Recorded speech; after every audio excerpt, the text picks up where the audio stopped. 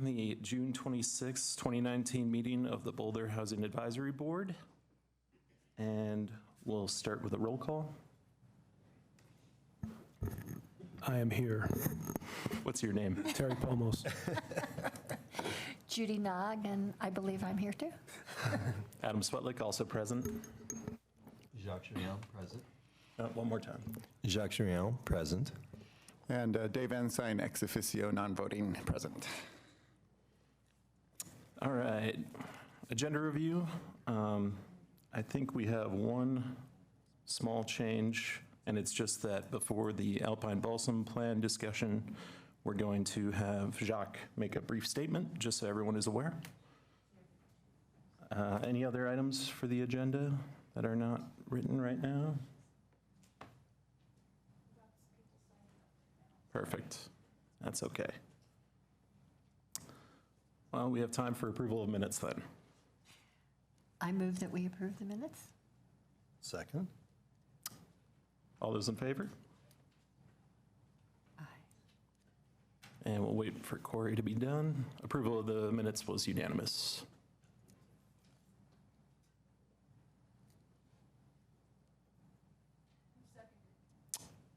Jacques.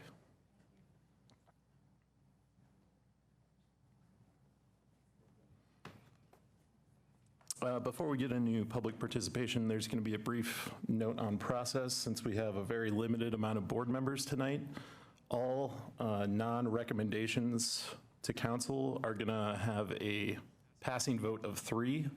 And if we do make a recommendation to council tonight, that will require 4 votes or a unanimous vote with the present members.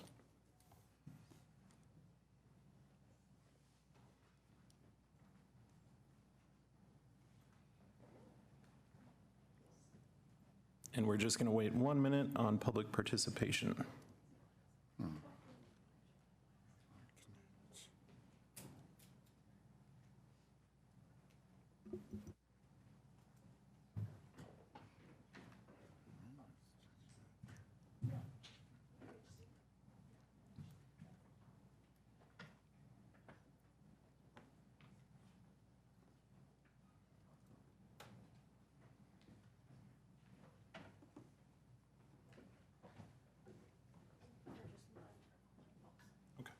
No open comment.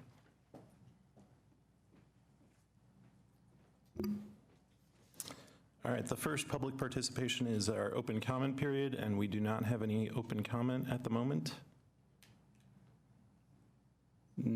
Oh, it is on Alpine Balsam, yep, okay. Perfect. Lynn Siegel? Lynn Siegel, Mountain Heights. I want the lowest density possible at Alpine Balsam, and I want the hospital to be repurposed. I think when we have like the massive deficit in the open space master plan and the housing situation that we have now, the developers need to pay, not the public. I'm not going to vote for any open space tax. I'm not going to vote for any affordable housing tax. The developers need to pay. They're causing the problem. They need to pay. If we have no jobs in Boulder, then we'll have no jobs in Boulder, but I think we're doing just fine. The end where the parking lot is on the Alpine Balsam site, should be scaled down in spite of the fact that the hospital should be repurposed. And there can be some housing in there, not more than 50 units. Denver has the same problem, and they're trying to do the same thing as Boulder. So Boulder gets blamed all the time, but this is happening all over the country. And finally, someone has to wake up and see that it's the development that's driving up the costs of everything. And these are regressive taxes, the property taxes that's driving people out and it doesn't matter if they're gentrification or if they're young people that can't afford stuff yet. The only people that can afford anything anymore is the people in the middle, and that's eroding itself as we spread the wealth gap. And the wealth gap increases the more that we're subsidizing developers, as Boulder does all over. No demolition, obviously, of the hospital. That's a huge public works project. That's a huge expense that we can get creative architects to repurpose the space, the same way as all of the pre-existing housing that the Boulder Valley Comp Plan requires us or advises, guides us to do. Same with the housing and same with the hospital. Thank you, Lynn. Thanks, Lynn. Is there any other open comment? Okay. We will close open comment period and move on to matters from council. Manufactured housing strategy, public hearing. So Jeff Yeagan, Senior Project Manager with Division of Housing, Department of Housing and Human Services. It's not on, all right. Jeff Yeagan, Senior Project Manager with Housing and Human Services. With me tonight are my colleagues who've been part of, we're the team that's been working on this. I'll have them introduce themselves. Turn on your mic. Brenda? Brenda Rittenauer, Neighborhood Liaison in the City Manager's Office. And I'm Crystal Launder. I'm a housing planner. So tonight we have a short presentation for you, and would then entertain any questions and before you move into your public participation and discussions. And we'll answer all the questions we can and get back to you on anything else. But and if you choose to make a recommendation, as you noted, there will be a unanimous vote required. So. This is the third time I think we've come to you with this, so we're quite a bit further along, and you've watched this project move through. But before we dive into the nuts and bolts of policies and housing types and infrastructure, we thought we'd give you just a brief snapshot of what it's meant to at least one family in Boulder to have this type of housing available. So there are many other examples, but with a family that's been able to live together in a way that they probably couldn't achieve elsewhere, it gives a sense of why we do this. It's about the people. It's not about housing. It's about the people who live in it that become part of our community. Quick overview of what we're doing here. There is a Boulder Valley Comprehensive Plan policy, which I think you're familiar with. It essentially talks about preserving and expanding this housing option because of the way it serves our community goals.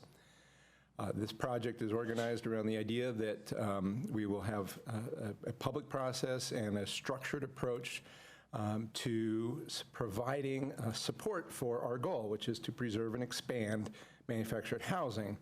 So we have been working towards an action plan and future work efforts. That is the focus of what we have in front of you tonight. We began with a community engagement phase in which we engaged, dozens and dozens of people, more than 100 submitted comments, came to meetings, otherwise shared their ideas about what could work to help us towards this goal, including residents of all 4 parks within the city limits and representatives of all 4 parks ownership and management. As you can see, they generated more than 300 ideas that formed the basis of the last time we came to you was kind of an organization and an expression of what we thought we had learned from folks and from a bunch of research. We then moved into our second phase after you provided your input, which had worked through with you and to council in a study session in February, and I'll give you a quick overview of their feedback after we get through this one.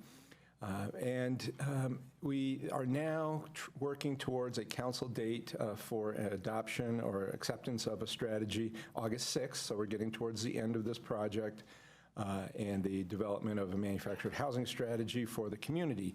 What we're in front of you tonight with is the analysis that we did of the issues that council was interested in pursuing, and then an initial pass at a potential action plan that would respond to our analysis of those issues, pending feedback from you, from Human Relations Commission, from the public at large, and residents and the owners of the parks. So that's kind of where we are. Two things that have happened since we were last in front of you with most significance are the study session, which I'll cover, but then the state legislature passed a bill called House Bill 1309, which created a dispute resolution and enforcement program that will go into effect in May of 2020. So it's a little over less than a year away. There were a few protections for park residents built into the bill, but the intent is to follow up with a second 2020 bill that will have a significantly broader list of potential items that the state legislature will probably be taking up. So we have some more information on that if it's of particular interest, but the big takeaway is that one of the main concerns that the State Mobile Home Park Act did not have an easy, clear pathway for enforcement is hopefully going to be resolved. We've supported this bill and are engaged in the development of the program, and will potentially be able to accomplish some of our goals through provisions of the program and potentially 2020 legislation. So at the council study session in February, there was broad support for the principles, with interest in potentially adding, which we have done, as you've seen, a principle around accountability based on public input and council's interest in having the work reflect that. There was definitely a significant amount of interest in exploring and pursuing the equity question, which I will broadly characterize as all community members, whether they live inside a manufactured housing community or in a subdivision or in an apartment building, should have access to equivalent services, whether they be provided privately or publicly. And there were also a desire under equity that we look at the actions through a lens that would minimize gentrification and displacement. Not a lot of equity if people have to leave because of either of those. So wanted to highlight that. They did support, we had proposed categorized the public input and the research into 5 work areas. They asked us to analyze all of those with a priority placed on pad rent stabilization, infrastructure issues, and then licensing, which we have morphed into something called local enforcement, which we think is really the core issue there. And then council requested that, if possible, when they did meet again, or certainly by the end of this term, that they have some ordinances to consider. So we have a list of 7 that we have proposed. We'll be interested in your feedback on that. I mentioned that there was a request to add accountability as a principle, so we have done that to the affordability, viability, and community, and I'll just provide I'll just read how the short description of that, which we provided in the materials that were available for review, but that agreements, ordinances, and requirements should have clearly defined and practical enforcement mechanisms accessible to the affected parties, especially to manufactured housing community residents. It is intentionally inclusive of concerns that the owners of the parks and managers of the parks might have too. There are usually 2 parties to a dispute, sometimes more. And it should serve all of them equivalently. So what did we do in this 3rd phase since we were in front of you last? We dove in, we did a substantial interdepartmental analysis in these 5 areas, did a little bit more research, and then developed the 5 documents that we shared with you and are eager to hear what your input is on those. And then we have this draft action plan and potential ordinances as a result of that. We've been conducting additional public engagement, which will continue until we are compiling the strategy and the memo for council. Yeah, Can you just talk a little bit about that public engagement piece? Sure. I'll turn that over to Brenda, who's been leading that charge for us. Sure. So through the first phase, we gathered a list of more than 100 email addresses of people who were interested in learning more about this process as it continued. So that's the primary way we've been communicating with people since that time. We have a survey it's not a survey, it's a feedback form that's live on Be Heard Boulder right now, where also we've linked all of the documents that you have seen that were linked in your memo. And we've been receiving some feedback through that mechanism. Also, we always make it clear that people can reach out to us personally, and some people have.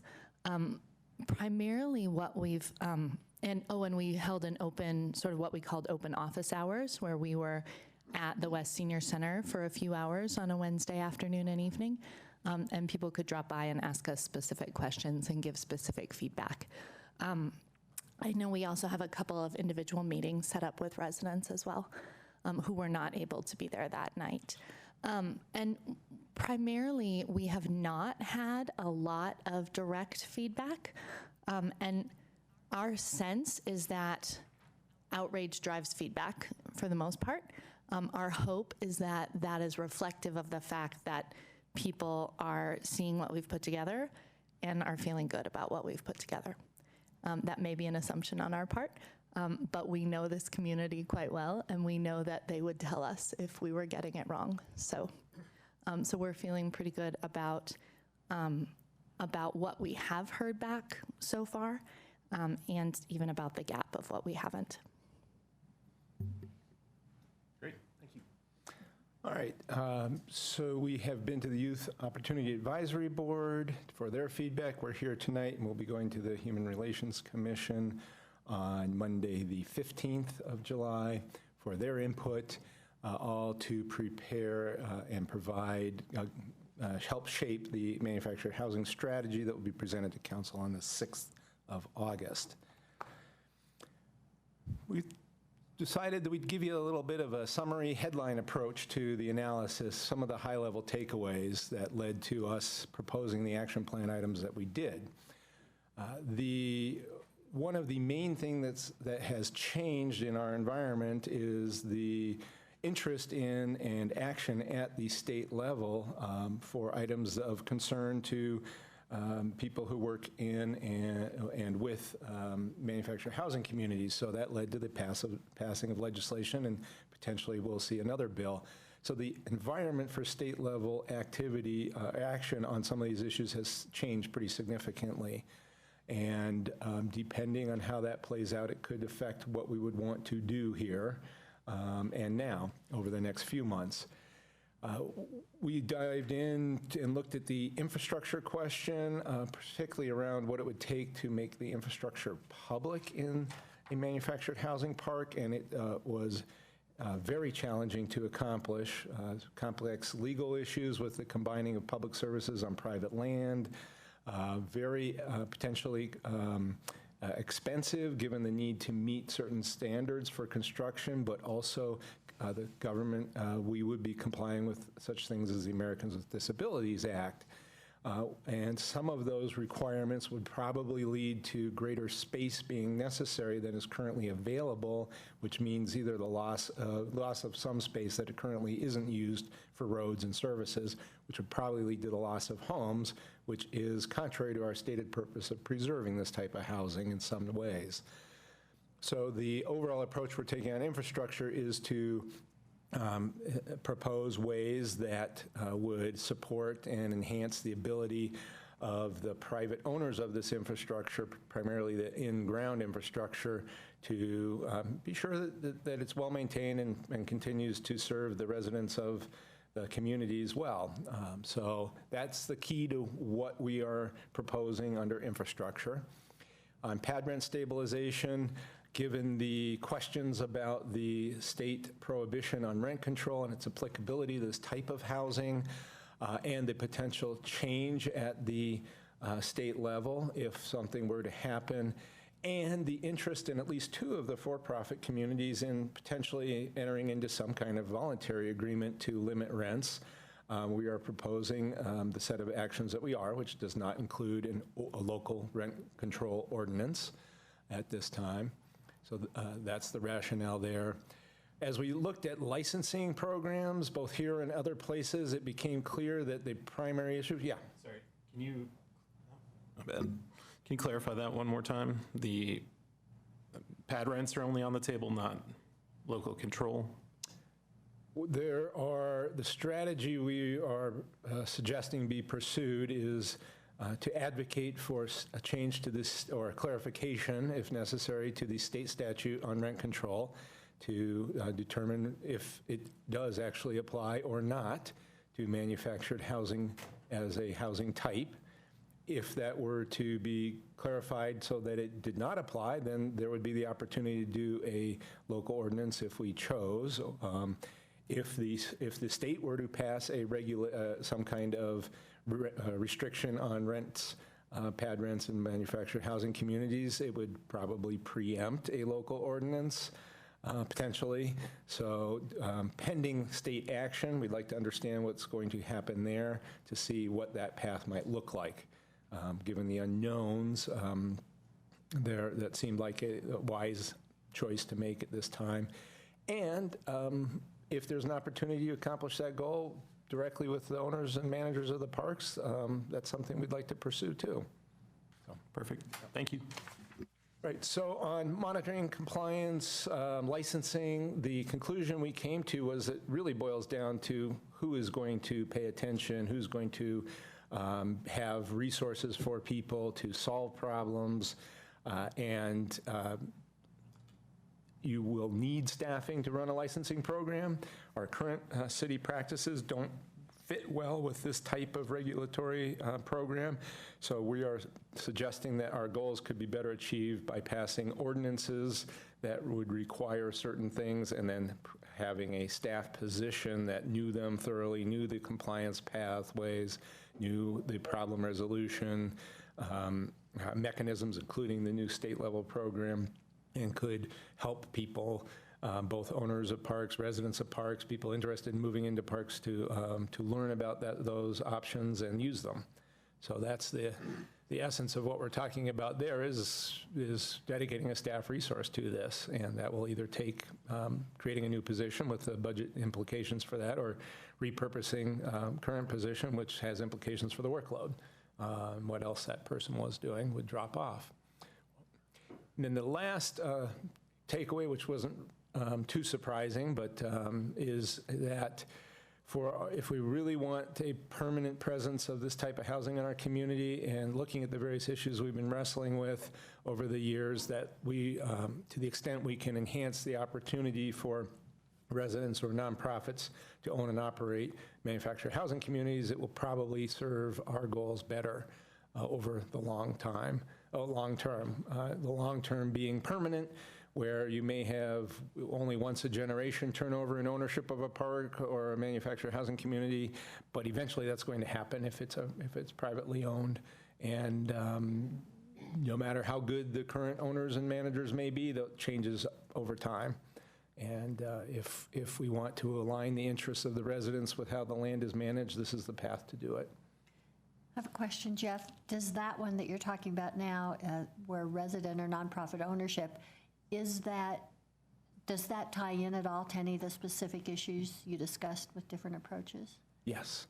And which? So the action plan talks about creating a local right of first refusal or an opportunity to purchase, so that in the event a park was for sale, the residents would have a chance at it. We have the good fortune of having Thistle Communities becoming a resident-owned community national affiliate, and have a staff member whose job it is to help residents or potentially their designees, a nonprofit, purchase parks around the state.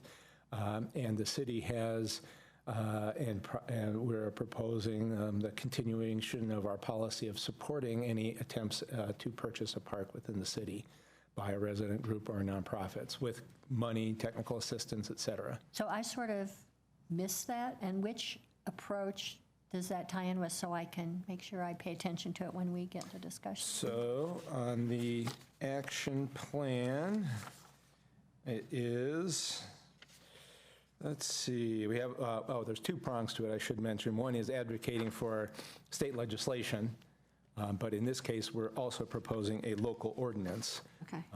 So to get ahead of any potential changes at the state level. So it would be, where do we put it? It's number 6. 6A, other. Okay. Because it overarching accomplishes hopefully many of our goals. And then under continuing actions, 1, advocate for improvements to the state mobile home park, including opportunity to purchase and actually funding for resident purchases. Thanks. Yeah. All right. So how, just a little context for the action plan. We took a 2-year focus. That's a time horizon that is much more predictable in terms of policy direction, in terms of budget and other staffing resources, and would lead to more immediate action than a longer time horizon. And we didn't want to go any shorter than that because of the scope of what we're proposing.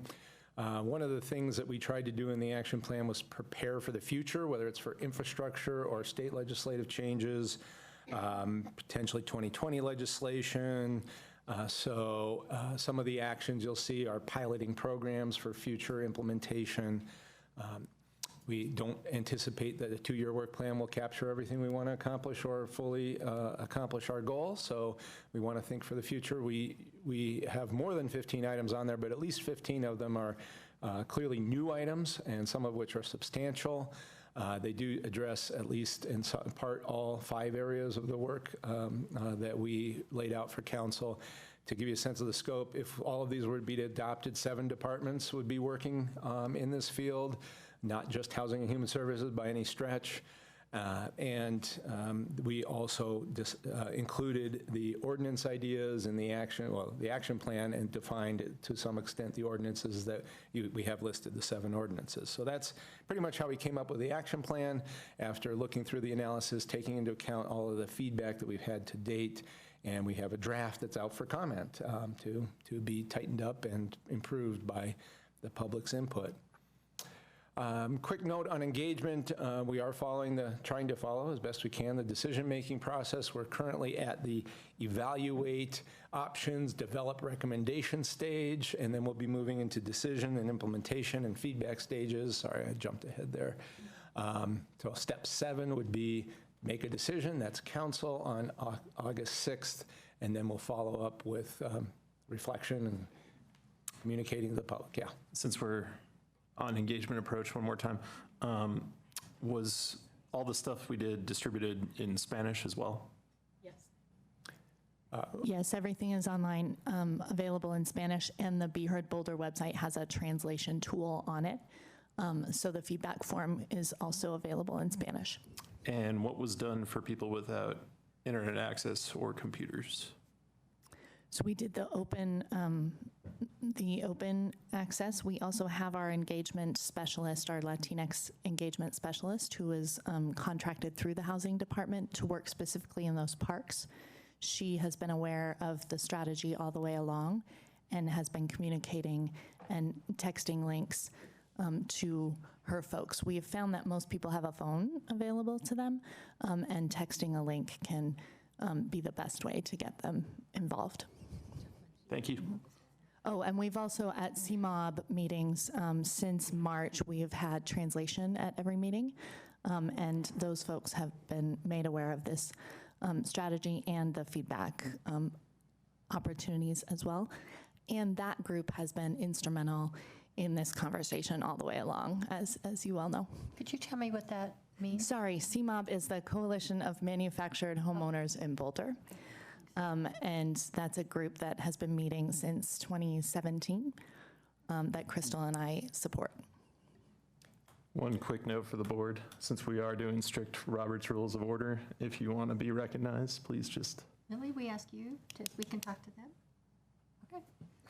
And the executive director of the Rocky Mountain Home Association, which is this trade group representing mobile manufactured housing communities, and I have exchanged emails and been in conversation about their engagement, and you received a letter shortly before the meeting, and there may be more opportunities to engage with the owners of the parks that way.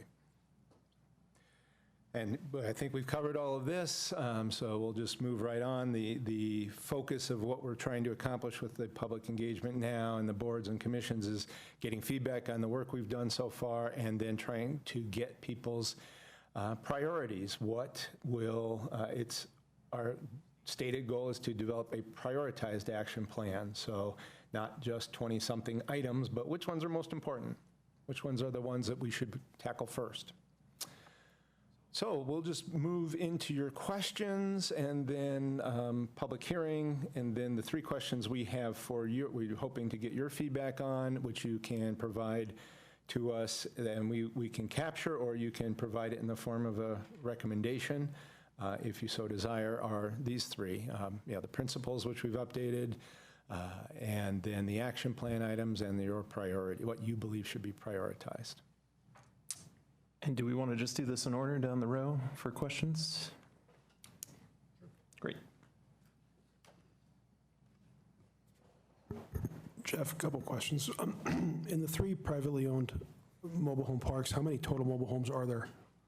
Approximately 1,200. 1,200. Of the 1,300 and change, little under 1,200. Little under 1,200. Do we know what the average pad rent is? We know that the pad rents range from $725 to $800 in the market rate ones, and that average in there we don't have access to. Okay.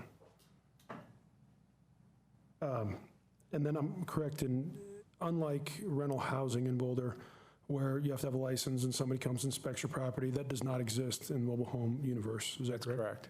Correct. For the rental of the pads, if you own and rent a mobile home, which does happen, particularly in one park has more than 100 rentals, then they are required to have a rental license. Is that Boulder Meadows? Yes.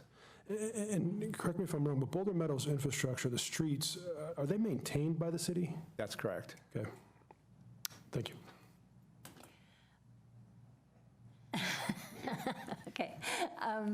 So first of all, before I ask questions, I have to say that it was a dream to read this. Like, the way you laid it out was awesome, where you highlighted what the principles were with each approach, and I just thought it was so great. And I felt like in incorporating that, you were really listening to all the people who talked to us and all our questions, and I thought it was super.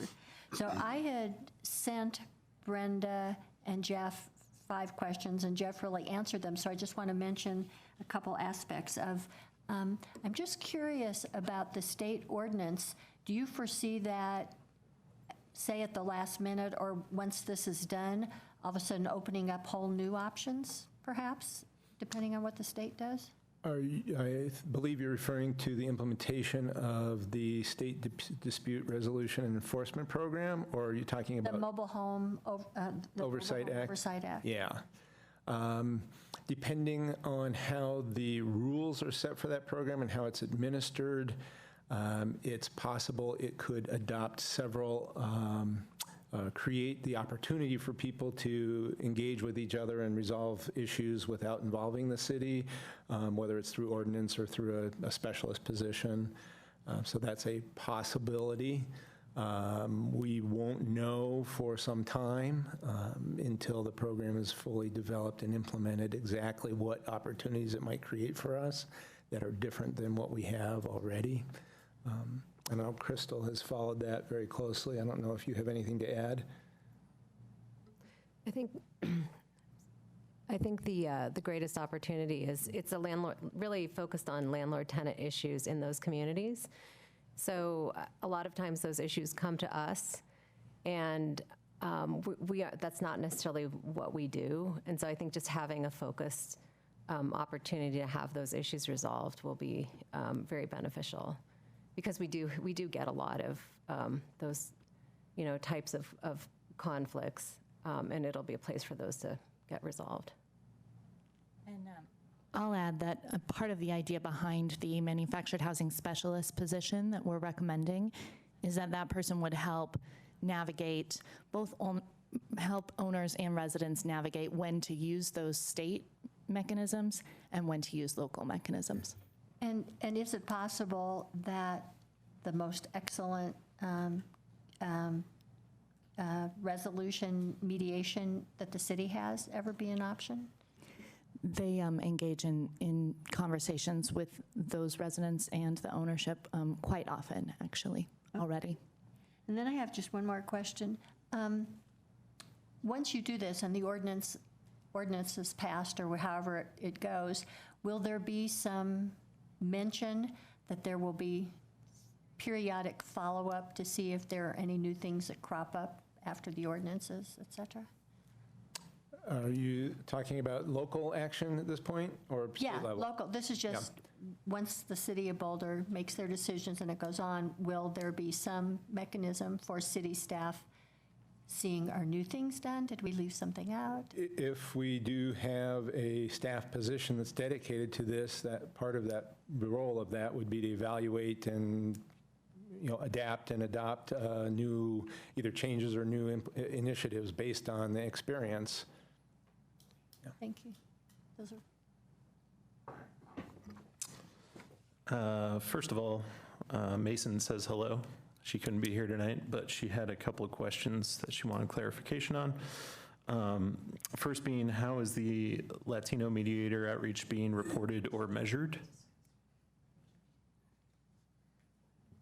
I know that Luce has been reaching out to her folks, and she has given us feedback herself on the strategy that I haven't gotten clarity from her entirely if that's based on what she's hearing or just her own experience. She lived in a park in Denver herself, and so she has direct lived experience of the situation.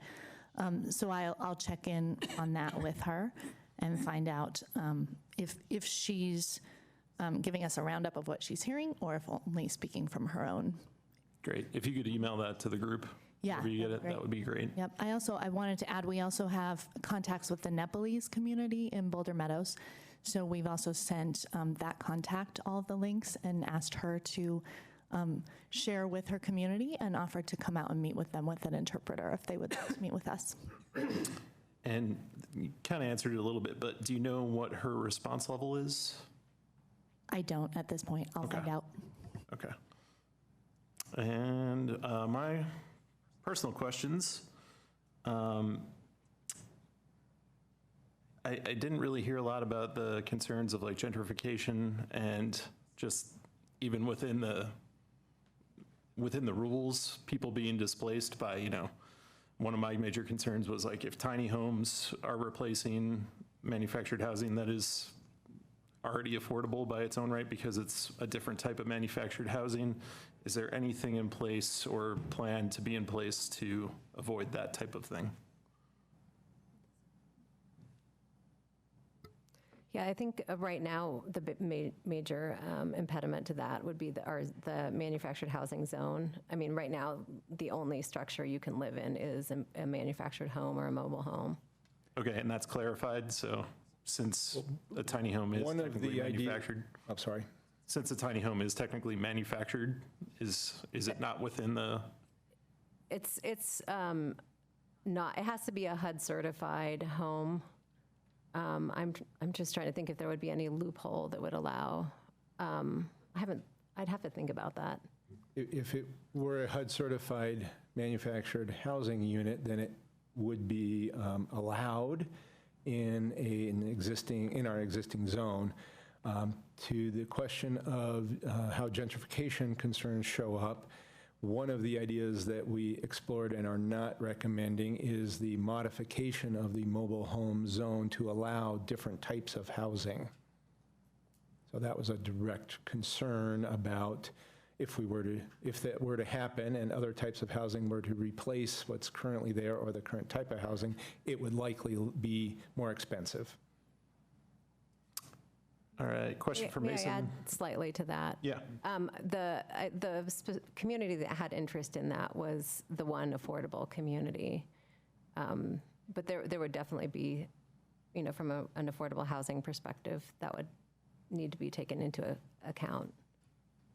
And Mason was asking, are there still companies that make HUD-certified new mobile homes? Not in Colorado at this time, which is another thing we are working on and have included in the action plan. Gotcha. And she had one more note about having a tighter program with our outreach coordinator, as well as she said there's a group of Russian people in the other parks that probably need to be addressed as well. Sure, yeah. I haven't met them, but I will make a point to see if I can connect with them. All right, she might be able to provide Yeah. more clarification on what she was thinking for you. That'd be so. great. Thanks. Yep, thank you.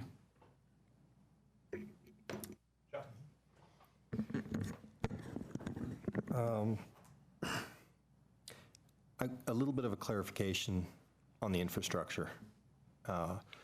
So these are all privately installed systems that then connect to the city's infrastructure at some point.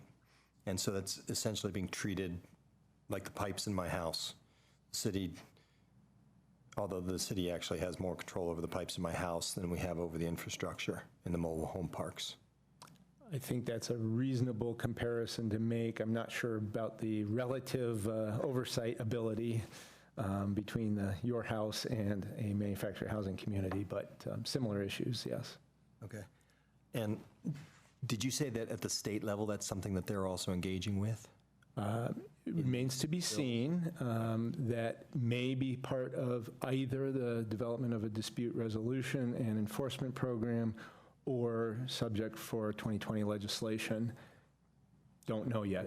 Yeah, the next round possibly. Okay, another question on the kind of pad rent stabilization. And there's a talk about voluntary unless something else happens at the state level, which would allow it to be.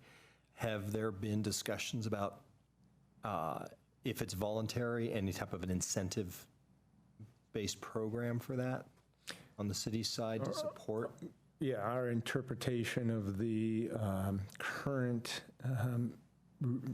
Supreme Court decision in Colorado and implementation of the state prohibition on rent control, a voluntary agreement does require an exchange of something of value. So likely we would be looking at some type of an agreement. That's for the city to be able to enforce that agreement. We could certainly enter into a voluntary agreement that is a statement of intent, but we probably couldn't enforce it. So, and that could take a variety of forms, maybe not cash. Mm-hmm. Have there been any kind of discussions around? Two of the two of the manufactured housing communities have, their ownerships have expressed interest in this. There's been discussion with at least one that proceeded beyond the expression of interest. Okay. And one last one has to do with the preservation. What's the reality from your perspective of the expansion of mobile home parks, considering land values and the like? So we have proposed under Land Use 5 that an inventory be done, a review essentially to figure out what the realistic potential is, and what, whether or not that's a goal, the expansion part, that is really going to be realistically achievable or not. We felt that that was a good starting point before we invested much time in looking at land use changes to the existing zone. Okay, thanks. So, yeah, I looked through the ordinances, and it looks like the land use change analysis will be ongoing, but not probably show up in an ordinance for August at this point. Is that? I am confident that it will not be in August. The idea is to spend some staff time looking at parcels of sufficient size that where it's an allowed use or potentially not too different from the current zoning, to see if there's anything out there that meets the economic and space requirements. Yeah. Did you get any feedback from council on that item yet? No. No? Okay. Thank you. Yep. Any last questions before public participation? Yeah, Terry. Jeff, you mentioned that HUD certified housing or mobile homes are not made in Colorado? Is that what I heard you say? I just didn't understand that. That is, what there is no facility, I'm not aware of any facility that That actually can makes- produce one. So they make them in Kansas and Nebraska and whatnot, then bring them in, but they sell them here, like Clayton Homes and other groups sells them. You can buy one here, but they make it somewhere else and bring it in. Yes. Okay, yeah, thanks.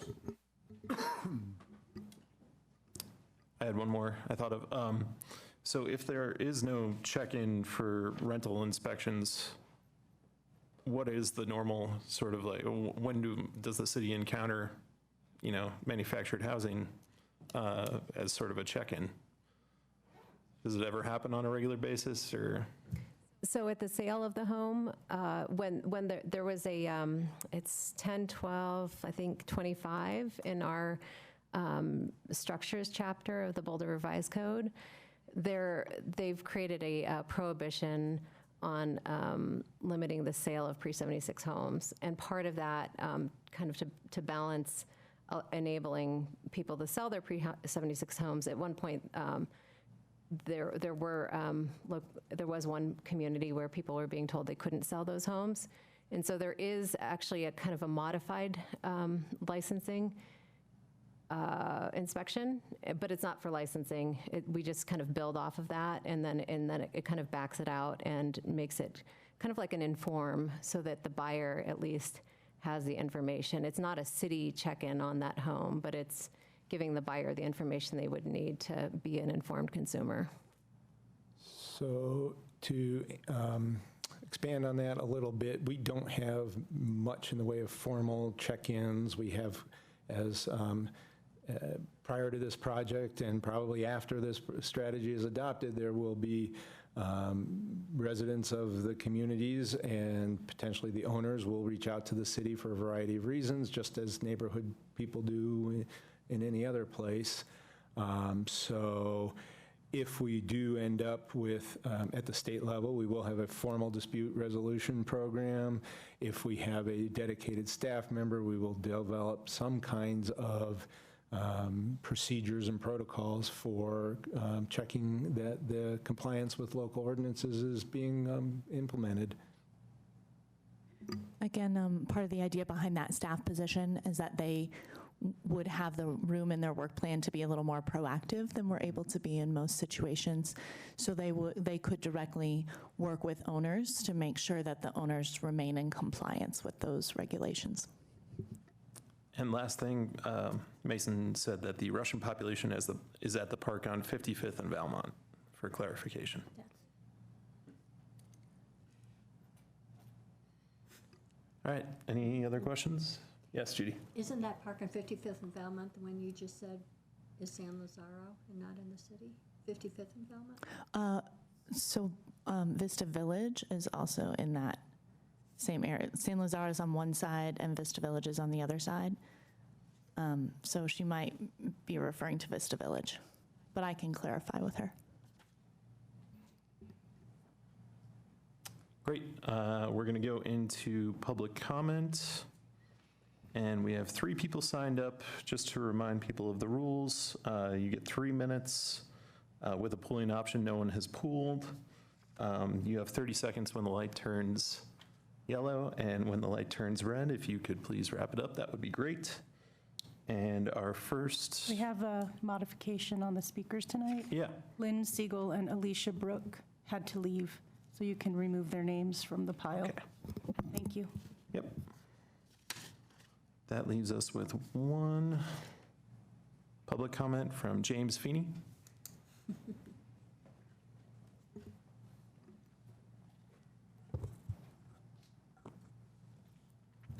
I'm James Feeney from North Boulder, and thanks for the work from staff. Several weeks ago, Councilmember Bob Yates agreed to ask City Attorney about the dark sky ordinance enforcement in mobile home parks.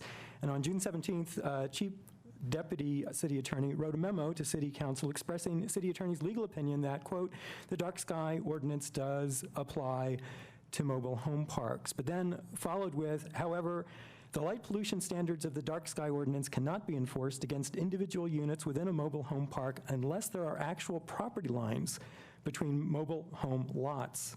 Now, as a general principle, it is the responsibility of legal counsel to be well-versed in both the facts and the law on any issue.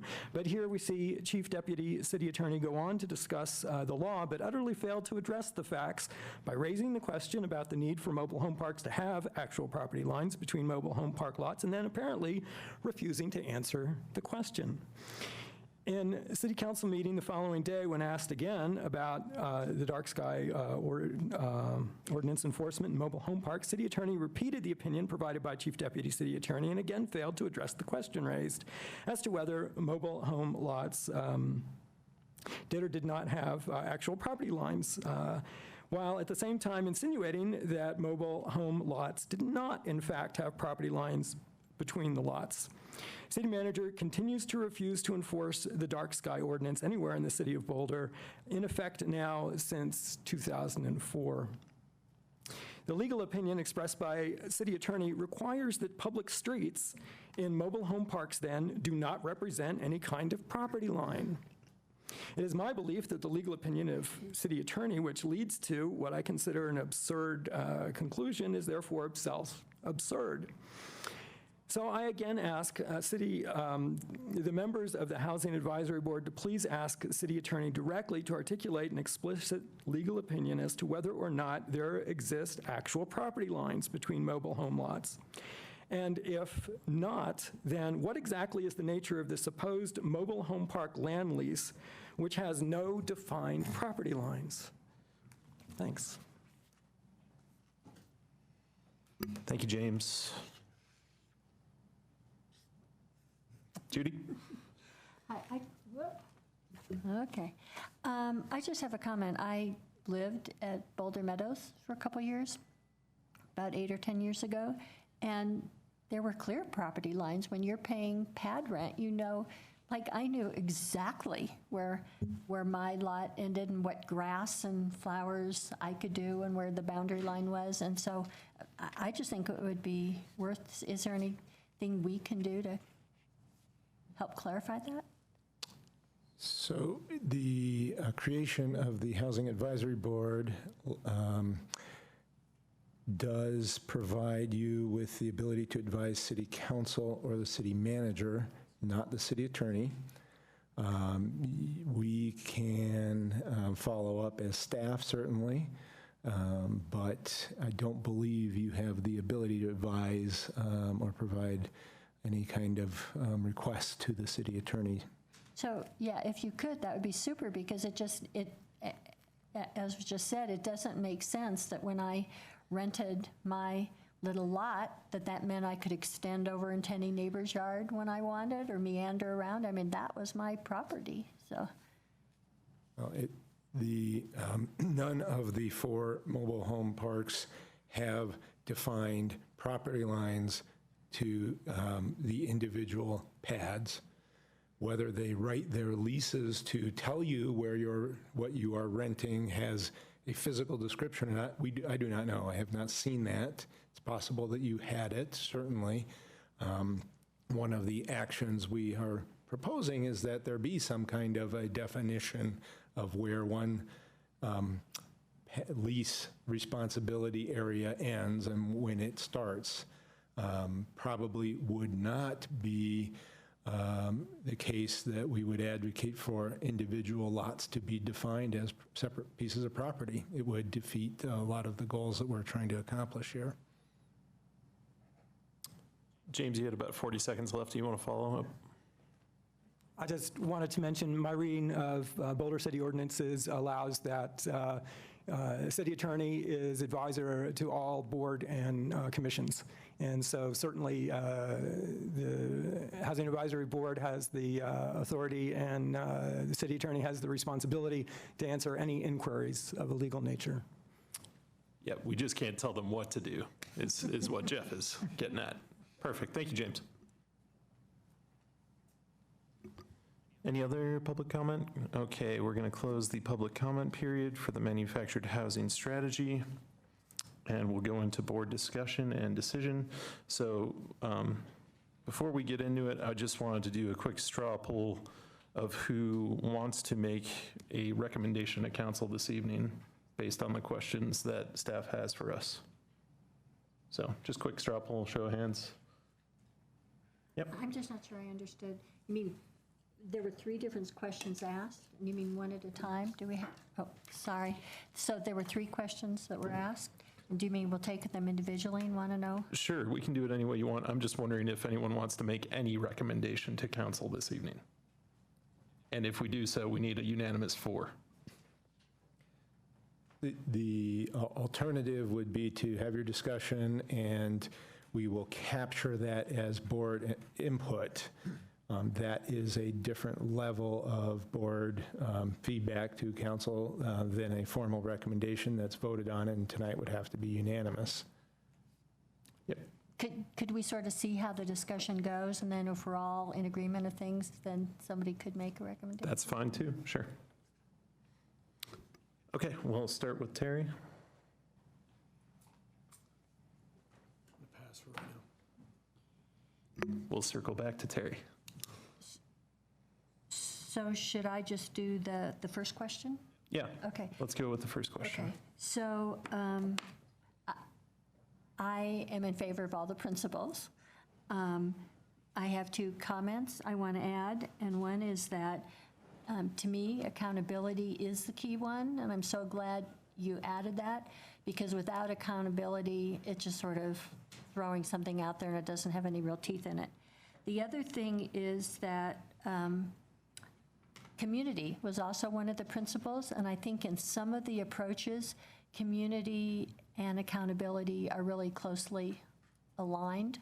And I just want to mention that if you have good accountability, then the community is benefiting. So I just want to mention those 2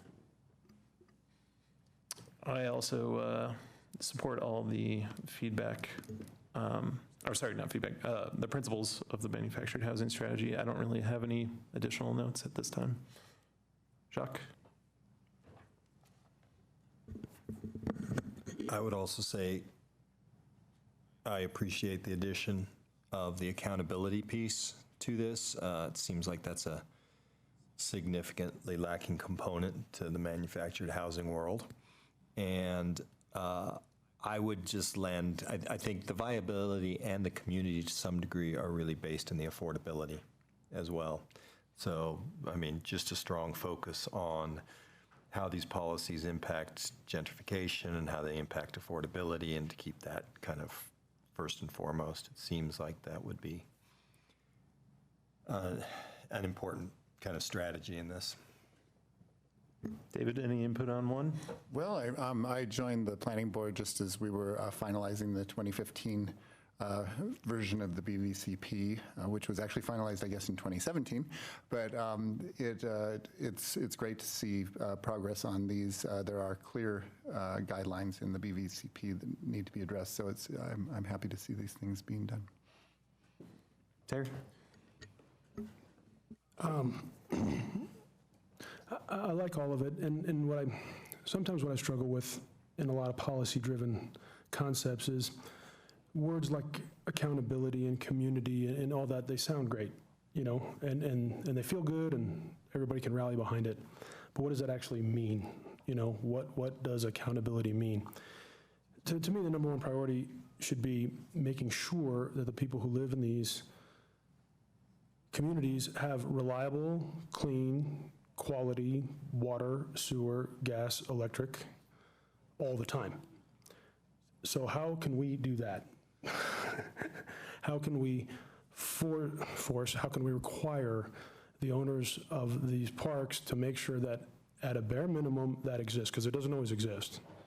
And I think that's, you know, all the good words of community and reliability and accountability all kind of, you know, can flow towards that. How do we make sure these people have basic city services? How can we do that? And do we hold the private property owners, the park owners, accountable? Well, what does that mean? Is that we fine them? Do they have to get permits? What do we do? So that's my 2 cents.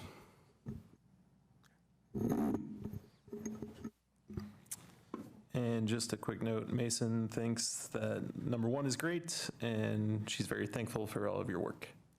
And we'll go to number 2. Terry, did you? Oh, sorry, Judy. Well, since we did seem to have pretty much unanimity on that, I mean, basically, the things you were saying you were interested in are accountability sorts of things. So since we all are in agreement, is that one we could say, I move to recommend? You're just making a motion. Yeah. Sorry.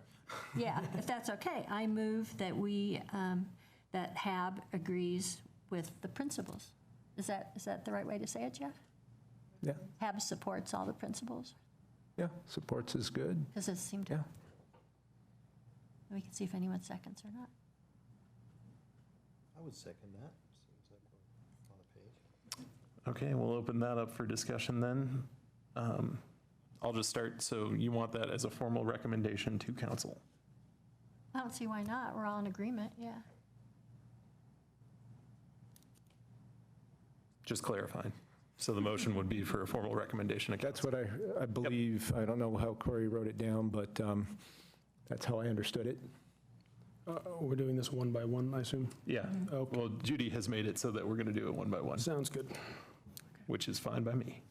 Save some time. I think we probably all, okay, it'll be fine. Corey, what did you have that as? So I wrote in the notes that NOG motioned to support the manufactured housing strategy principles. Julian seconded, and now we're waiting for a vote. Is that correct? Correct. Thank you. Any other discussion? I just have a question. If we do it as a recommendation, will the kind of our captured comments also be a piece of this? We would Just curiosity would how that works. include your recommendation as it was made and approved in the memo to council. You could certainly choose to communicate it separately if you wanted. If you wanted us to capture more than just your approved motion as input to council, we could do that too. So Jacques, how about on the end, we'll ask if we want to capture anything besides what staff has asked for. And then if we as a board agree on it, we'll include it in the recommendation. Cool. All right, moving on to number 2. We have Oh, sorry, we do have a vote. Sorry, vote on the table. Yep. All right, all those in favor? That's unanimous. If I abstained, is it still, I'm just kidding. And the motion passes unanimous, Corey. All right, number 2, does HAB have input on the proposed action plan? We'll start with Terry. I don't have any input. Can I pass and come back? You go next. I didn't have any input on the proposed action plan either. I support it. I also support the proposed action plan, and just with a statement that I think that seeing how the state level stuff is going to roll out is kind of critical in this path. Yeah, I was glad to see references to the Ponderosa work, because I think there's going to be a lot of lessons learned there that may guide some future things. But concerns about avoiding gentrification and all that kind of stuff is very interesting, and I think it'll be really useful to look at how that site pans out. So having those references there makes sense. Just wanted to comment on that. Judy? Well, I just have a question. Since this is like an important decision, these are the 8 things we're talking about, or is there? Well, there's I just wanna go- three slides, I think, to All right, I want- capture it all, but this Okay. is just the same thing that's in the action Okay. plan, just a little bit briefer and with some graphics attached. Anyone want to make a motion? No one seemed opposed, right? No one was. Anyone want to make a motion? We'll make one comment. That's a lot of things. You know, and I think, I mean, I'm in support of all of them, but again, I always try to narrow it down to, you know, instead of trying to to do everything. Let's just do some things, or maybe fewer things really, really well. That's my only comment. There's a lot of things on there, a lot of things on that list, and effectively getting most of them done, I think, is a pretty tall task. I'm going to speak real quick. We can address that in the third part too, what should be prioritized. They asked for that. So we can talk about that next. Any other discussion? Well, that's where I was going to go too, that I think they're all important, and I agree with you that some are more important than others, and we can talk about it later. But if we like all of these, we can either vote on it or say there was unanimous agreement. I mean, we didn't vote. If nobody wants to vote, I don't care if we vote. I mean,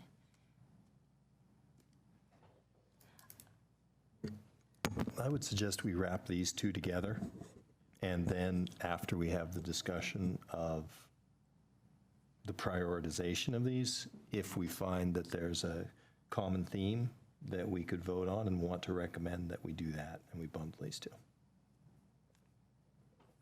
I agree with that.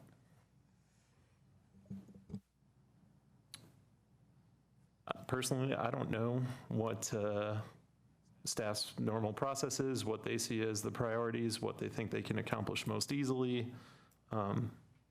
So since I'm not involved in the day-to-day, I would defer my input to staff's recommendation.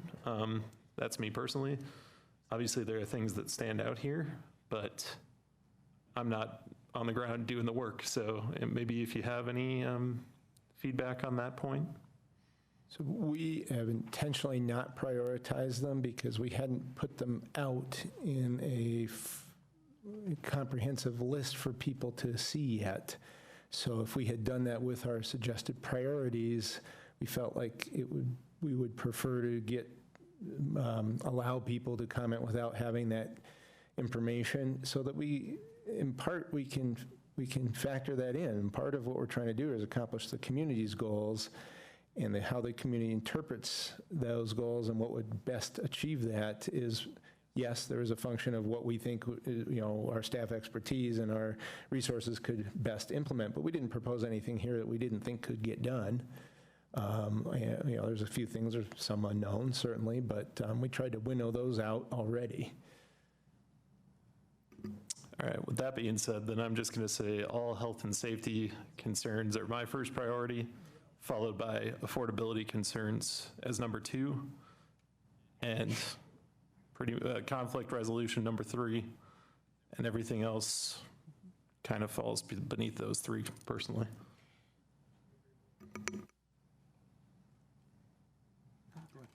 could you flip through those again, the other 2 ones?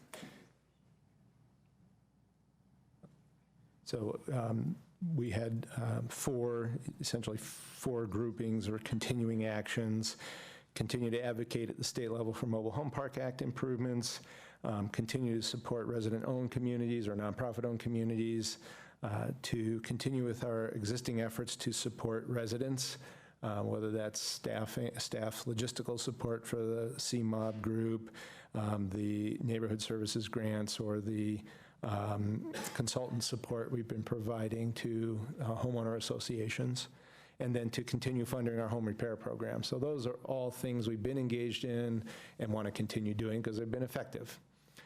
Under infrastructure, and Terry, if you have any questions about why we chose or whether you agree with that, I'd really be interested. For some of the reasons I mentioned before, we think it's worth exploring local standards and determining what does constitute the community's expectations for privately operated water and sewer systems. And then creating not just what those expectations are, but how do we make sure that we're getting what we expect?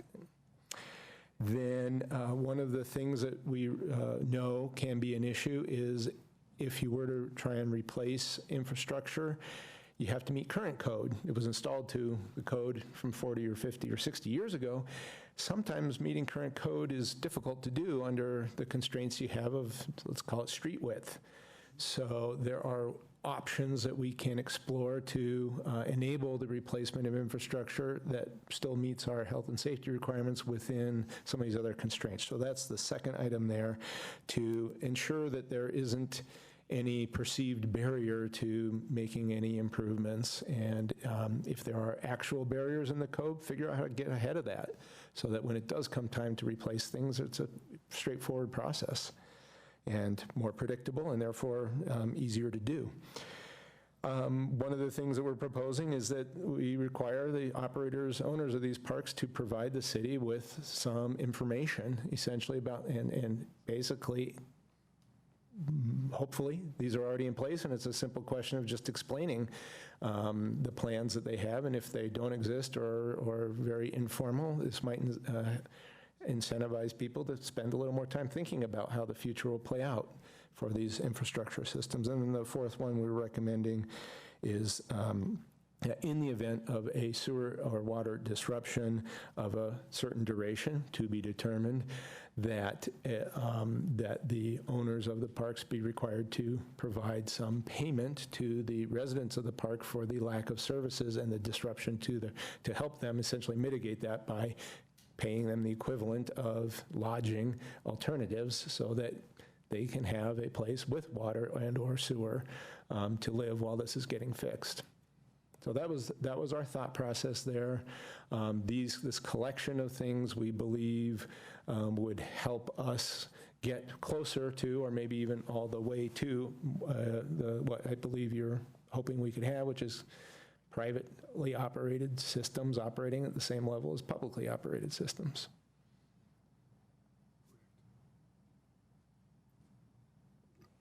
All right, so what are the rankings for people here?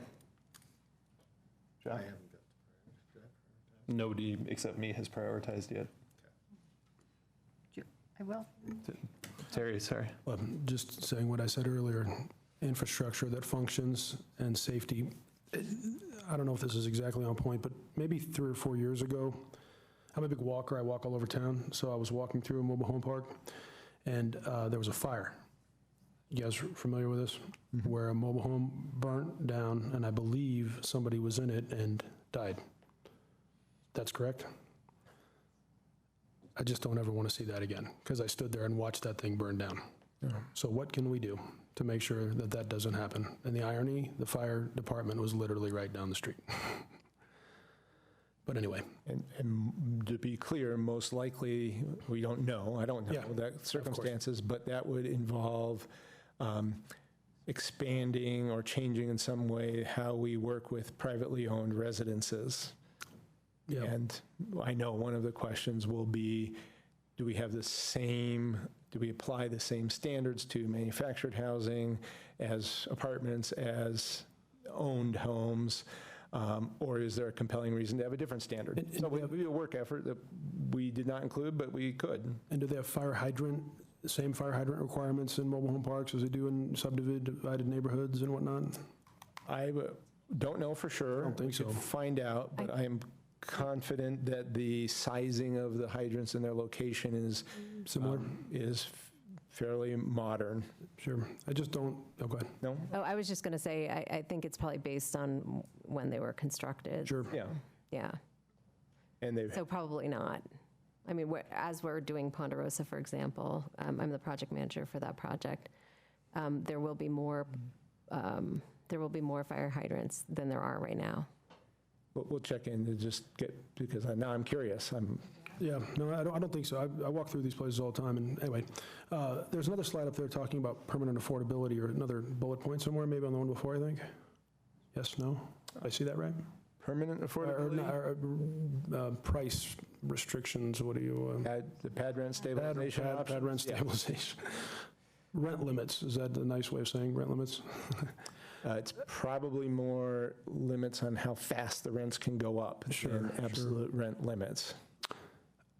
I know this is not on there, and this is probably way out there, and it goes against a little bit of preserving the mobile home, number of mobile homes, but I would venture to guess that the owners of these private parks, if given the opportunity to redevelop some of their park, I'm not speaking for them, I'm just guessing, if given the opportunity to redevelop some of their park into something else, maybe would agree to limit the rents on the rest of it, which would, whereby, you understand what I'm saying? We would get some permanently affordable mobile home pad rents in these areas, so not only does rent not go up, I mean, similar to the IZ rental, right? Similar to percentage of AMI or whatever it may be.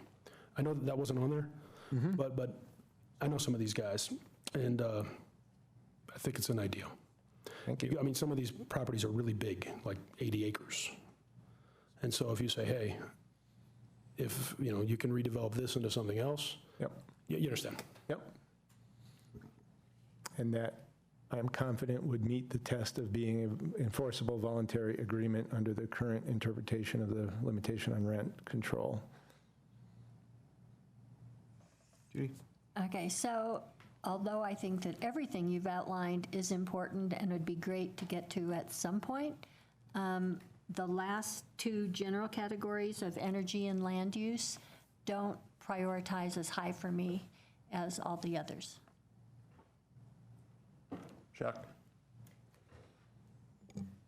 I'm actually kind of following Judy's lead on that as I look through these, especially, you know, the energy efficiency component as far as costs, and, you know, I think that one doesn't prioritize so high for me. I think, you know, depending on how we would try to create funding for that or what, I mean, I'm not sure what's behind that entirely, but, and then I think that some way, kind of along Terry's concerns of like trying to figure out a way to get better, I don't want to say control, but oversight in some way of the health and safety components would be my priority in there. And then following behind that, doing that in a way that will maintain affordability in those spaces.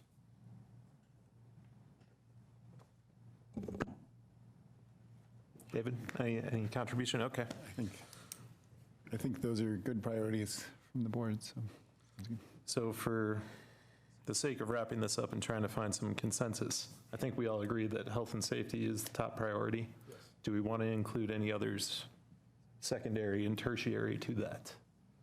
I'm big on the permanent or affordability component as the second one, and I could take or leave. I forgot what I said as the third one, actually. My notes say conflict resolution. Conflict resolution.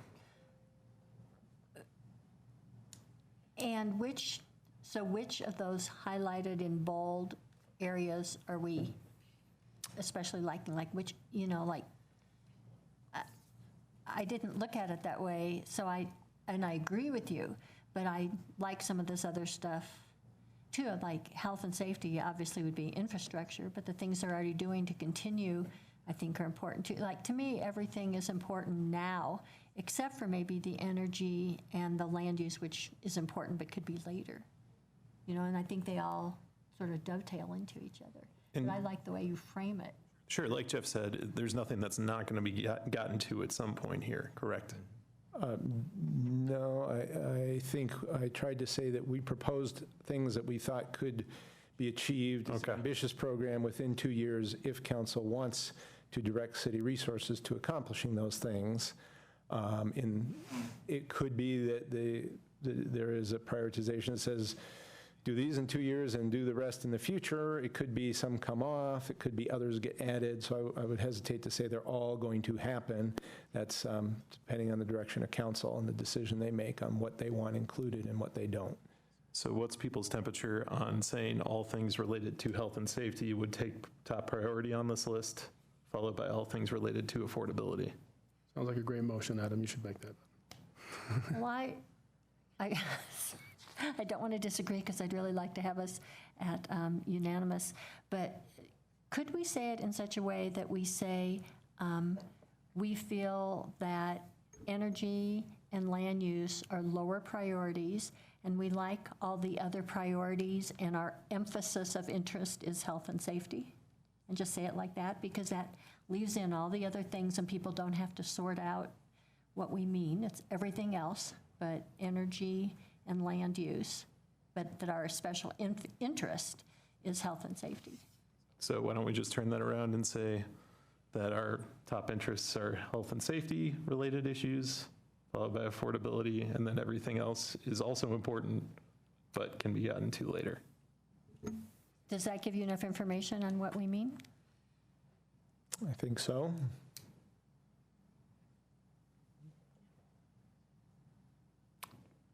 All right, I'm going to move that can you put it back up, please? The questions to the board.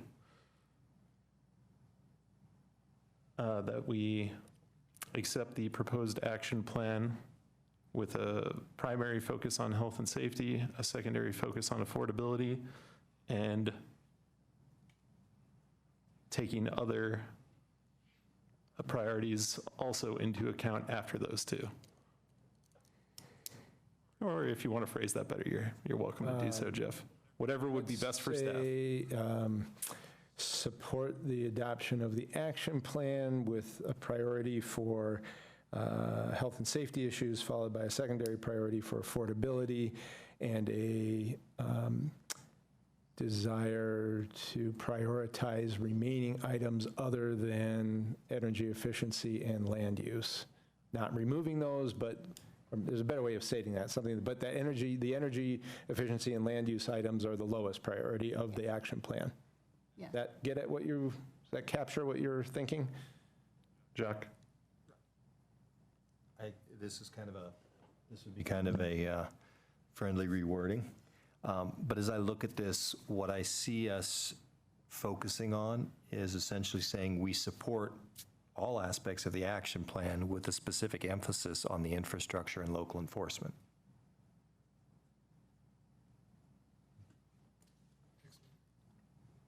Judy? I have another friendly addition, though. And the next, affordability. I'd like to have that in there, and then also say with the lowest priority being energy use. And that just makes it real clear for everyone, energy use and energy and land use. That just makes it real clear for everyone. Yeah, because the infrastructure and local enforcement do leave out the infrastructure and local enforcement do leave out the affordability component. So we would want to get that in there somewhere. Would it be helpful if I switched out and tried to type something up? Please do.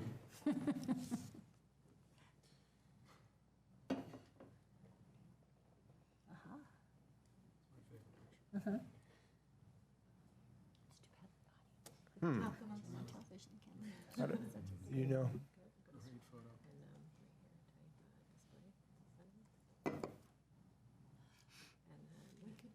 Also call out the prioritization of. Can you speak into the microphone, please?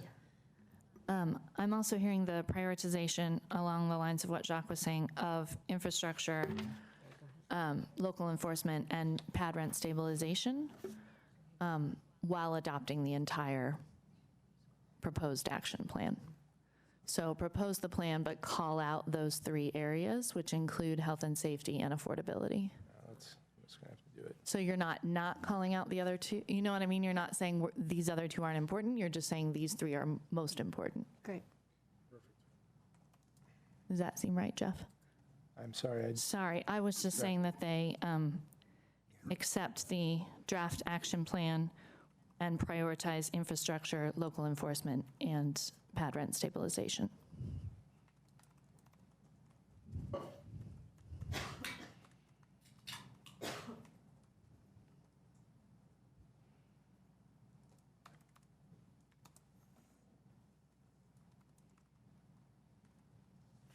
Do you want the words health and safety used, or you want to just go straight with infrastructure and local enforcement?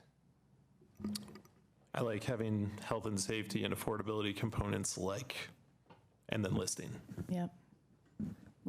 So accept the draft action plan with particular emphasis on health and safety and affordability by prioritizing the topics, the actions under infrastructure, local enforcement, and pad rent stabilization.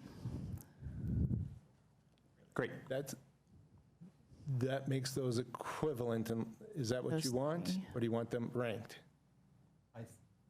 I was going with what Jacques said in my order.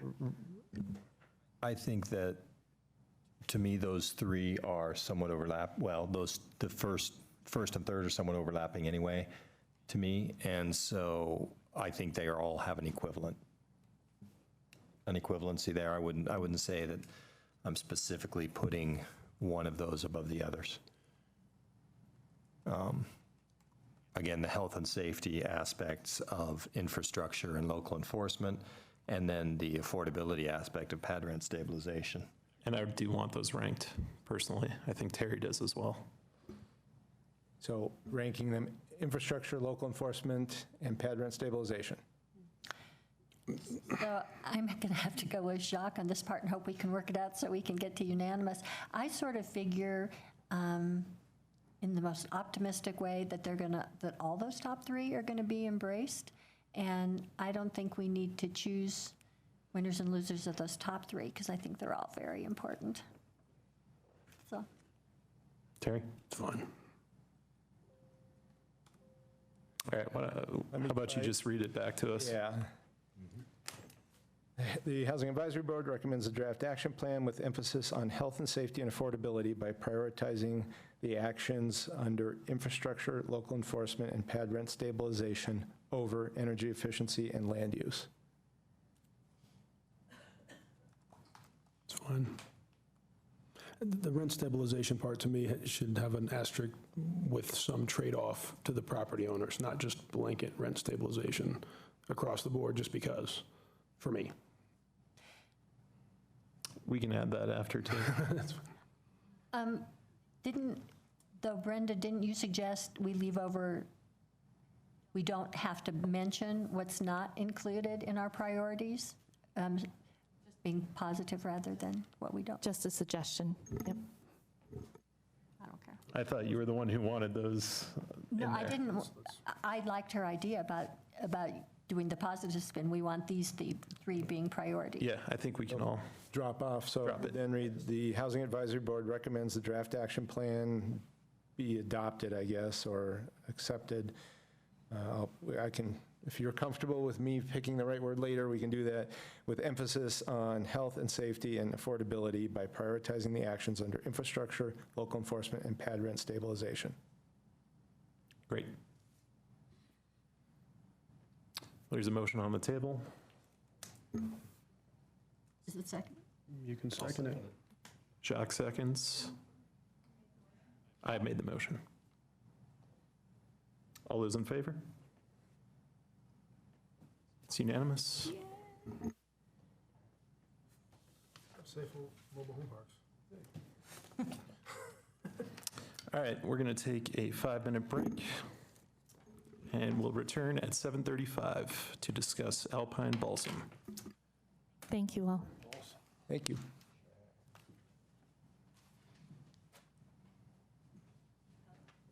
Oh my gosh, I think we just got, I think we have.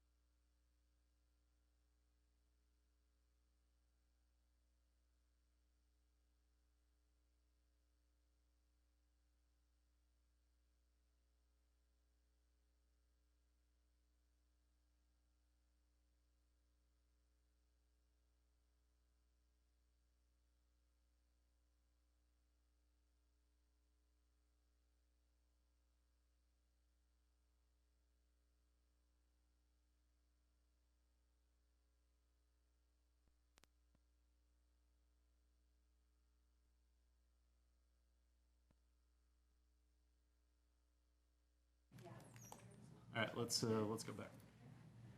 Let's get to it. Okay, we're back in session, and we're going to have a staff update on the Alpine Balsam Area Plan. First, though, we're going to have a brief comment by Jacques. I just wanted to make a brief comment because there was some citizen concern that I was not impartial in this Alpine Balsam discussion, and I have engaged with the city attorney and my own moral compass, and I feel very satisfied that I'm well within the bounds of the city requirements. Thank you, Jacques. And on the staff presentation. Great. Good evening. Thanks for having me. Jean Gatzo with the Comprehensive Planning Division, the Planning Department. So, Alpine Balsam Area Plan. At previous meetings and discussions with the Housing Advisory Board, we've discussed the purpose of the area plan and the guidance that it will provide for the city's site redevelopment, as well as the nearby areas. So as you can tell on the map, this is not just about the city site redevelopment, but really the vision for the wider area around that. The purpose of the discussion tonight is to give you a brief update on the information and the questions that were shared with the Planning Board and the City Council earlier this month, and to discuss the community engagement and next steps. We are not looking for your feedback on the options tonight, but to provide some context before the community engagement and before you will be asked for feedback at the July meeting. And our Planning Board member, David, is here to be able to provide some context from the Planning Board discussion if that's desired. So, I think actually this was a couple weeks ago, staff provided you with a link to the information and the materials for the council and the planning board. And the options and materials are what we are calling the engagement draft. These are the basis for what will go into the area plan. And at this point, we have options for land use and proposed strategies for access and mobility, flood mitigation, and other facilities and services. These are the components for the community engagement. We are refining those materials to respond to, just to ensure that they are understandable and clear and have a lot more information about the look, feel, vision, and character. We'll be seeking feedback from the community to inform the development of a recommended draft plan for the community and for the planning board and council, city council in August. So there are in those materials, you probably saw the list of goals and objectives that were confirmed by the planning board and council. And for this board, the key points really are around the housing goal about creating diverse and affordable housing, allowing for a variety of housing sizes, types, prices, both rental ownership opportunities, a diverse mixture of housing types that balances market rate and permanently affordable units, and also housing that serves various community needs and a range of household types. So staff prepared quite a bit of analysis that was included in those materials and the memos for the planning board and council about the affordable housing and to inform the community engagement. Making progress toward the affordable housing goal is a primary objective for the area plan and for the site development. What we know about affordability of new housing is that for private development in the area, affordability will likely be addressed through the city's inclusionary housing program in the form of cash in lieu. But for the city site, we have more leverage and control. We know that density directly affects the ability to support a development of sufficient size to leverage state and federal funds for a 100% affordable project. And there will be a need for a mix of market rate and affordable housing, and for the market rate to contribute to cash in lieu. Affordable housing outcomes are best supported on the site with more flexibility in future zoning for parking, building heights, and density. About land use options. So staff developed 5 land use options that emphasize the different goals, focusing on the critical need for housing and how the area might change to add housing.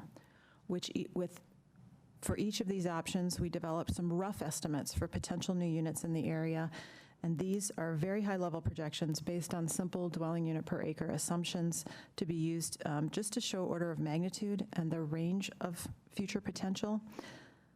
And let me say, as I mentioned, we have more control about the redevelopment of the site. We know that the hospital site will be redeveloped. When we consider land use changes in the area, it by no means forces redevelopment. It simply allows or encourages it with these to meet various goals. Sometimes with those land use changes, it actually incentivizes redevelopment over time when those properties redevelop. So as I mentioned, there's a lot of information in the materials that are on the website, on the project website, that were provided for the City Council and for the Planning Board, and there'll be a lot more that are provided for the community engagement that will illustrate that look, feel, character, range of housing types, and all of the urban design recommendations, all of the things that really make this project exciting for, and a vision for the area. So I'm going to quickly run through each of these land use options just to give you an overview of what we're talking about with those. Option 1, which was really the current trends minimal growth option, it proposed few changes in the area, and for the city's hospital redevelopment site, proposed medium density housing. This was really based, but let me step back. As we had moved through the scenario development last fall and the updates with the city, with the planning board and the city council earlier this year, the feedback from our decision makers was really about the desired amount of housing to be achieved, and so staff was not really intending to propose a more minimal growth and medium density option based on the goals to be achieved. But we heard a lot of concern in the neighborhood, so we wanted to just check back in. That's why this was included in this round. However, in this discussion with our decision makers, because of the limited ability to achieve affordable housing on the site, the council recommended that this option not be taken further for community engagement. Okay, option 2 is titled Emphasize Housing. It focuses on encouraging future redevelopment in select areas to add housing. Several areas are proposed for the conversion of commercial and office uses to residential and mixed use.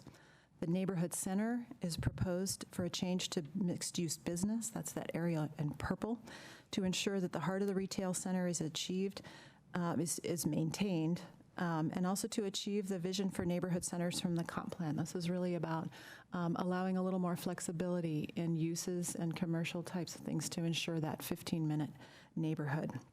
The character of the area would most closely reflect the mixed density residential in the wider area, especially to the south, with a 2 to 4 stories and a variation of building types.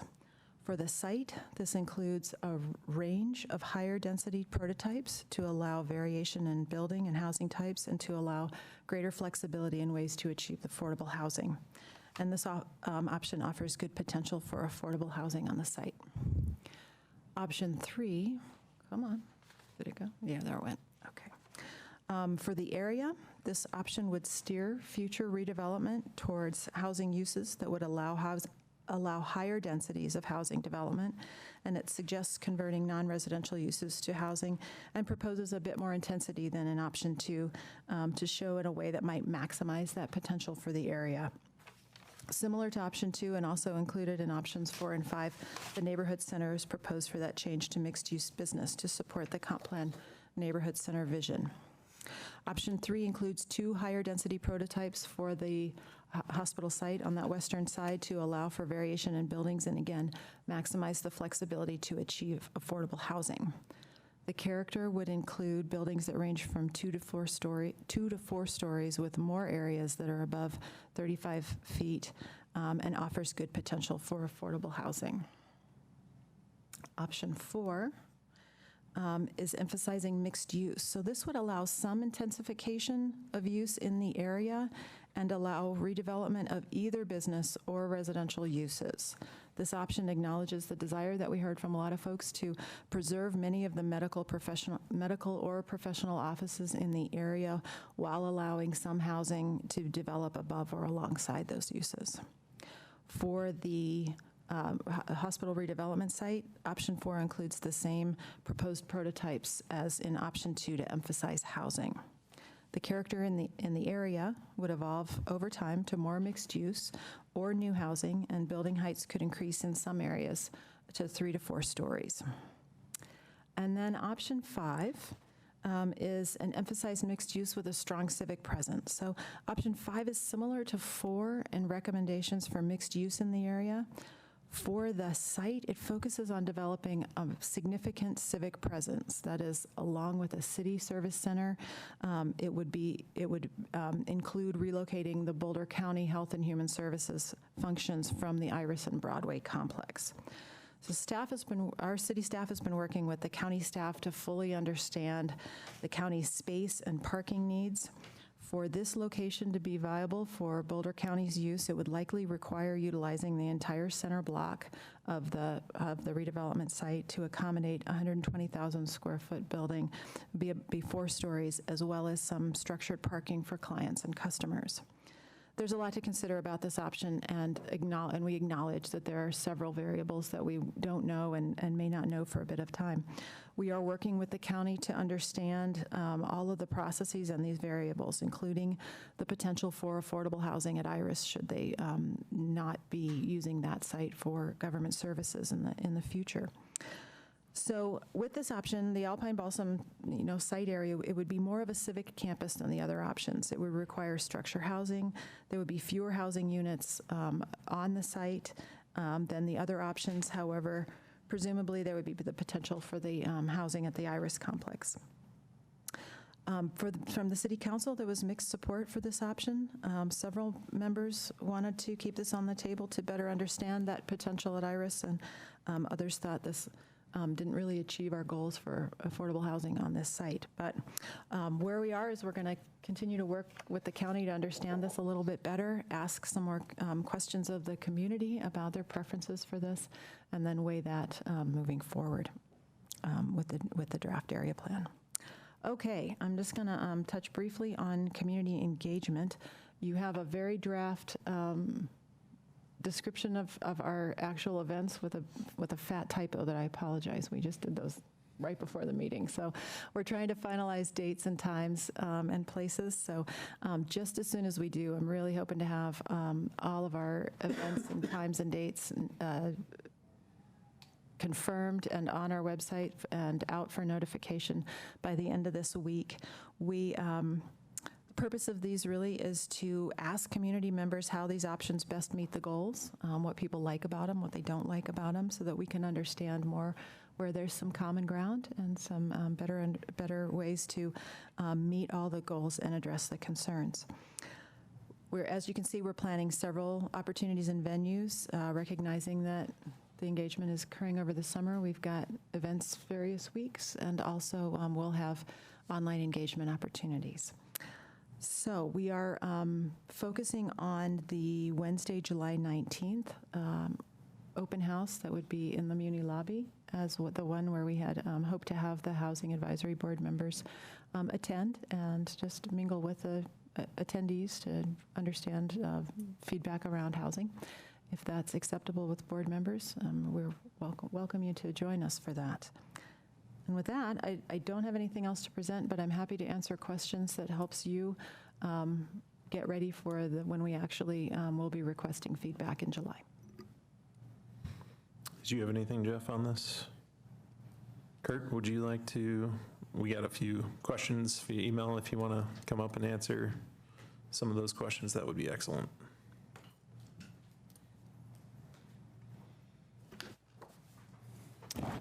Good evening. Kurt Fernhaber, Director of Housing and Human Services. So I think I'll just answer one question that there was a common thread from some of the emails today that I could give more clarity on. So when Jean presented at City Council last time, there was a question from Council.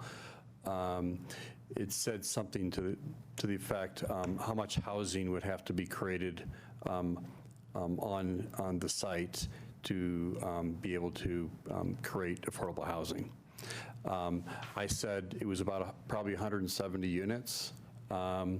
And so if I could explain the sort of the basis for that and give you a little more information and give you a chance to ask further questions as well.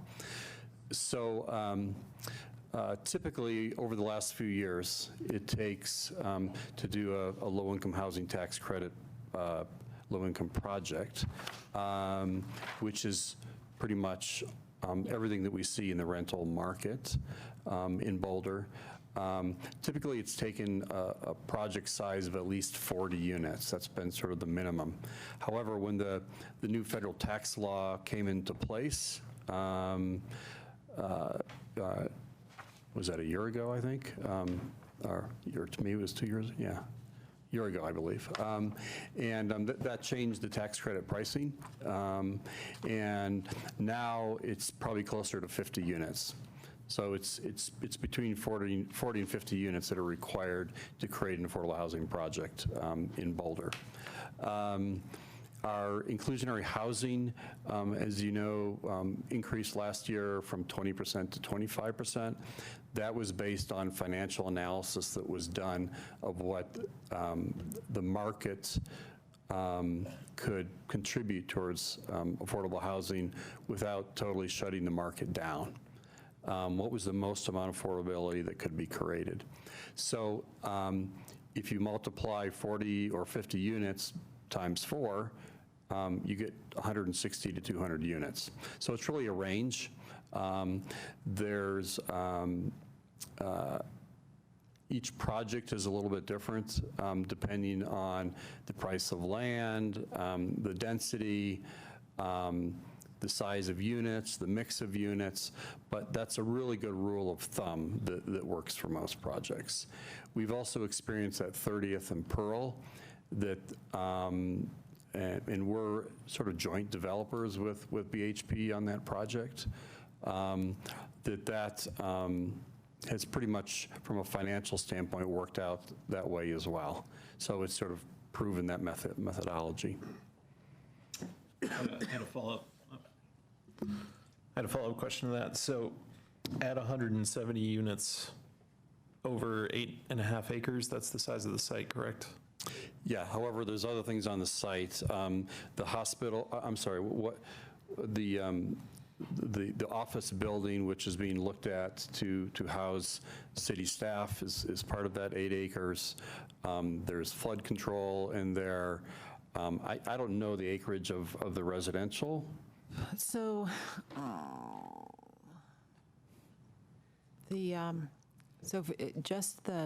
would be the center and the west blocks is somewhere between 3 and 4 acres of developable parcel. So in that number, at the low end of option 2, with 170 units, you're looking at about 35 to 40 units per acre.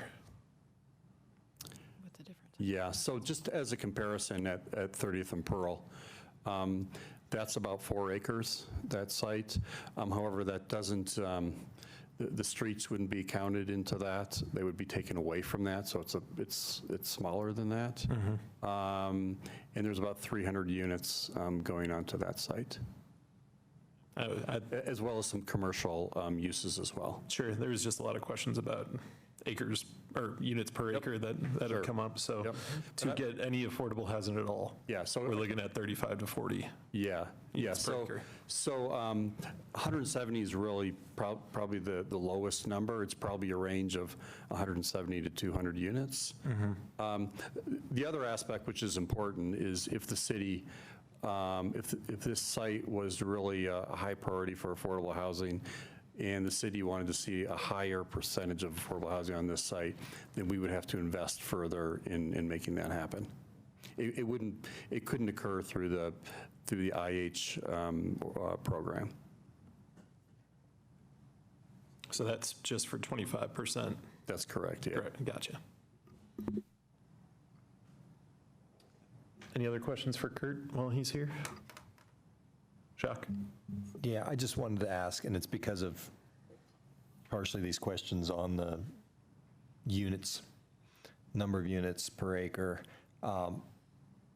Has there been further economic analysis, and this might be for Jean, of, and it's always a little difficult because we're talking both about the site, and then we're also talking about the area plan here, and it's easy to kind of lose track of where we are. But for the site, have we done further economic analysis of what the picture looks like, development costs, kind of ROI to the city as an investor? Have those numbers been played out? I haven't seen them, but maybe I'm just missing them somewhere. I'm curious. We had some of that information that was provided to the city council for their May 16th discussion around the hospital deconstruction, and then, but again, there's still some uncertainty about. That was really more focused on the deconstruction of the hospital costs. The moving, and there was some information provided in that, and we can forward that information around the renovation for the pavilion, and there were some ranges, ballparks for some of the infrastructure costs. Some of that's, could be coupled with housing types of things, and some of the rest. So again, they're pretty big ranges at this point. Yeah, I guess what I'm kind of getting at there is just a look at balance between market rate and inclusionary IH funds that would come from that, and the development of the site, and just kind of like where do those numbers kind of hit their sweet spot? And are you essentially suggesting that this rough back of the paper thing suggests 25% on the site is kind of the affordable capacity? Let me see if I understand your question. So regardless of what the costs are for the site, what we've done is we've based it on the market value of land or similar land in the city of Boulder. For example, if the city decided to sell a portion for residential development, they would have to sell it at market value regardless of what their costs are. So any analysis that would be done would be based on market cost.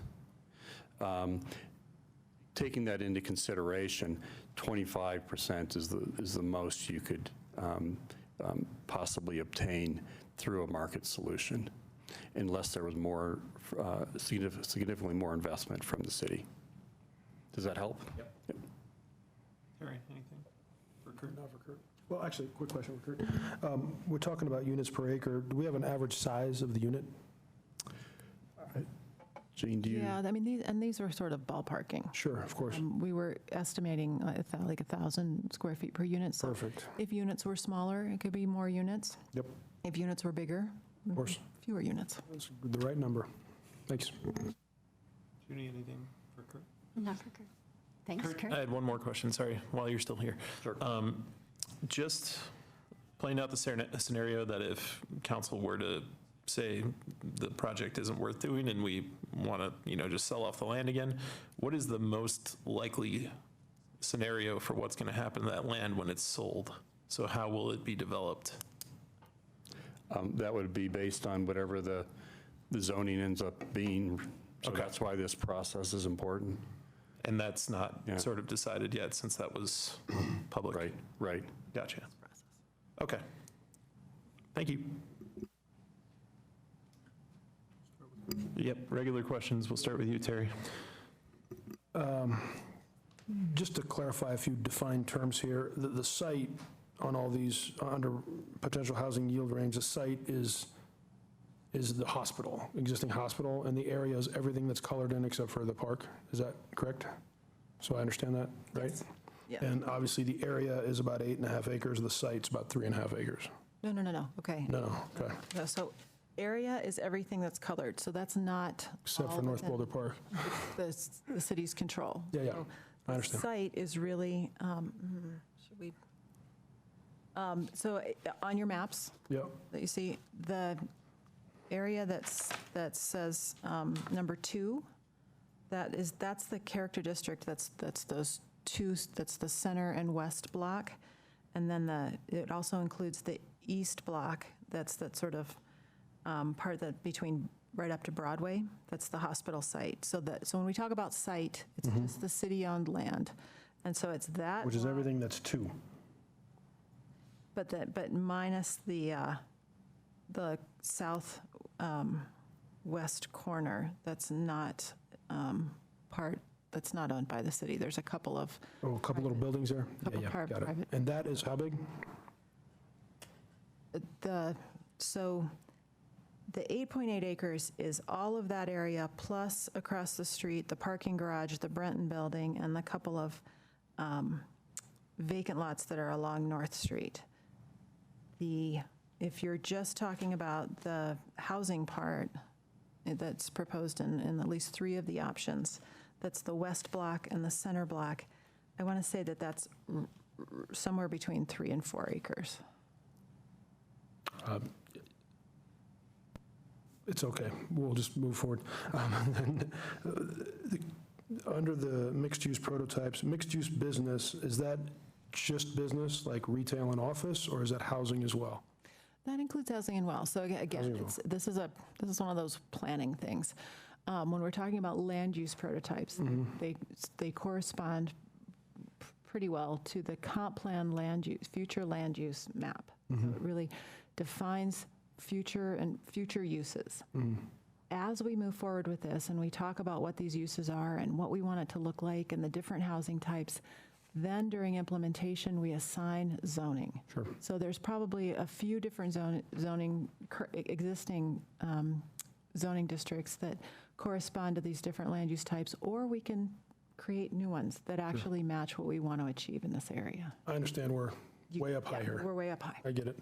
So again, the mixed-use business, would that be safe to say that, because it's a big part of this here in all these scenarios, is that mixed use with an emphasis on business versus the one below it, which says mixed-use residential? Is that a mixed use with emphasis on residential? It's an emphasis with mixed use on business, and it really allows a little more flexibility in the different types of commercial uses between the straight-up retail that we see in these types of centers, or professional services, or personal services, to be able to help round out the uses that really would make up that 15-minute neighborhood. Got it. And then the last question I have is the civic, option 5 civic campus, that's intended to house city employees and city services and city offices. Well, for each of the options, we have proposed that the medical pavilion, so on the corner of Alpine and Broadway, would be the future home for the city service center.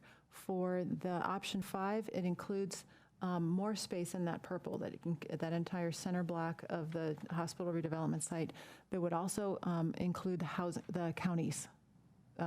It would be, what they're hoping to do is consolidate a lot of the functions at Iris into something like their Longmont St. Vrain hub. Sure. And to relocate that here. The civic presence is city and county offices. City and county, yep. And City and it county only offices. leaves a little bit on that western side for housing. Okay, thanks. Yep. Okay, so Jean, this is our chance to ask you all our questions, right? Okay, so I have to apologize. I studied this all day Thursday, all day Friday, all day Monday, and all day Tuesday. It's a lot of information. I don't want to save these questions till the next time because I feel things are already so much more baked in, and I don't want to jump you with those questions at the last minute, so I'm going to ask them all now. So when I watched the city council meeting where you talked, there seemed to be comments from several people that city council members really hoped you found a way of making things more comprehensible to the residents. Yeah. And they suggested pictures and this and that. So I was thinking, and I've even heard a few people mention it tonight, it would really help if we could look at things unit per acre. And there's a lot of things up in the air as far as if there's going to be a county building, city offices, how much will be used. So you don't know exactly. Every time I've asked you, you're not quite sure if it'll be between 3.5 or maybe even as much as 5 acres for housing. But if in all your options you listed the range of units per acre, that's the same way whenever a development project comes to planning board and city council, they always talk about the zoning units per acre, and that would help people understand, I think. And would also help me understand if you could also let us know how many units per acre there are in comparable places like, say, Boulder Junction, Palo Park, Foothills Community, with a picture of each in the presentation so we could see, okay, maybe Boulder Junction doesn't fit in this neighborhood. Maybe it's great for 30th. Maybe it's not good for this neighborhood, just to see. And also to see all the actual, not the allowed by zoning, but all the actual units per acre for the nearby apartments and condos surrounding the area, so we could just have a better sense. The other thing is I sometimes worry that the whole big picture of this whole North Boulder is getting lost. And there is that site, which is ripe for some kind of development. There also is the Iris Broadway site, and there also is the Diagonal. I don't live right in the Alpine Balsam neighborhood, but I'm adjacent to it. So those are all places where people in those neighborhoods go. So I think there's development potential at the Diagonal Plaza, for sure, for mixed use, and certainly at Iris and Broadway. And so I'm not sure, I just want to say, I'm not sure we have to solve all problems of affordable housing in this particular site. So, so certainly talking in terms of units per acre, though, would be a big step in helping people understand. I didn't ask Kurt questions because I did talk to him before the meeting. I still am confused about the need for 170 units to have sufficient affordable housing, because I know that, for example, the attention homes apartments that are being built were built, it's 40 units, and there's no comparable market rate housing around it, which I believe is because the city put in a lot of money on their own. But that is another way to avoid the density. Also, I don't know if you've done this or not, so this is a question I'm asking when anything goes on in my neighborhood, like if they want to talk about flood mitigation in my neighborhood, or if there's something up for zoning, we get a letter in the mail, like every single person gets a letter, usually it's a postcard in the mail with a link to look on. And so has everyone, not only in the area plan, gotten some notification? That's just a question. Is that? Yes, several times over the course of these various engagement opportunities and within the wider area. What we've done in those is we've continued to encourage folks to sign up for the planning newsletter, because the mailings are costly and difficult to be timely. So we know that it's a really easy thing to get one email every 2 weeks that lets you know about processes. Okay, thanks. And then these are just thoughts I had looking at everything. I spent some time looking at the Boulder Valley Comp Plan today. That's what I did. And there's a whole section. Since you work so hard on it, you're like, you can probably recite it in your sleep. But section 2, I think on page 40, talks about neighborhoods. And I feel like it would be great for everyone to touch base on what's important, what's written in the comp plan that's important to neighborhoods, and some of the feelings of neighborhood character. I also feel, again, that Iris and Broadway and the Diagonal Plaza have huge potential, and I actually live much closer to Iris and Broadway than I do the community hospital area, and it's clearly better for more dense housing, even though it would impact me personally. It's just clearly a better spot for more dense housing than the Alpine Balsam neighborhood. So I just think looking at the big picture and other options, again, rather than thinking we have to do everything here. I also, in the letters today, but it was also something I had thought about before, the 0.8 parking space per resident does seem really unrealistic to me, and it doesn't seem to be borne out by what people actually do and how many cars people actually have. Even if they leave them home most of the time, they want to leave them somewhere. And so it just doesn't seem realistic, and I can see it causing terrible problems in the neighborhood. And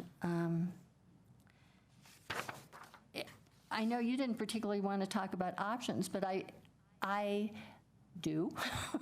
And I hope that there could be some way of looking at option 2, to put a units per acre range on it so people can know about that and have it be a little less intense than some of the others, just for discussion.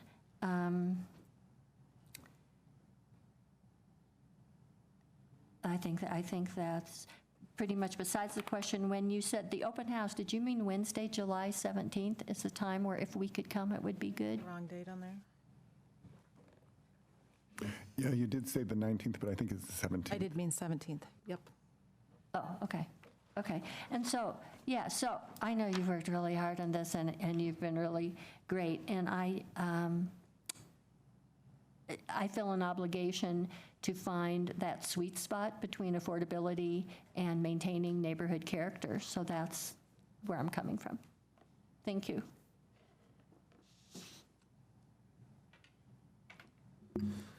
Okay, I got a lot of mine towards Kurt, so I only have a few, but it's a few more just not necessarily questions, but statements. So a lot's been presented, and I agree with Judy that units per acre is a much easier way to interpret.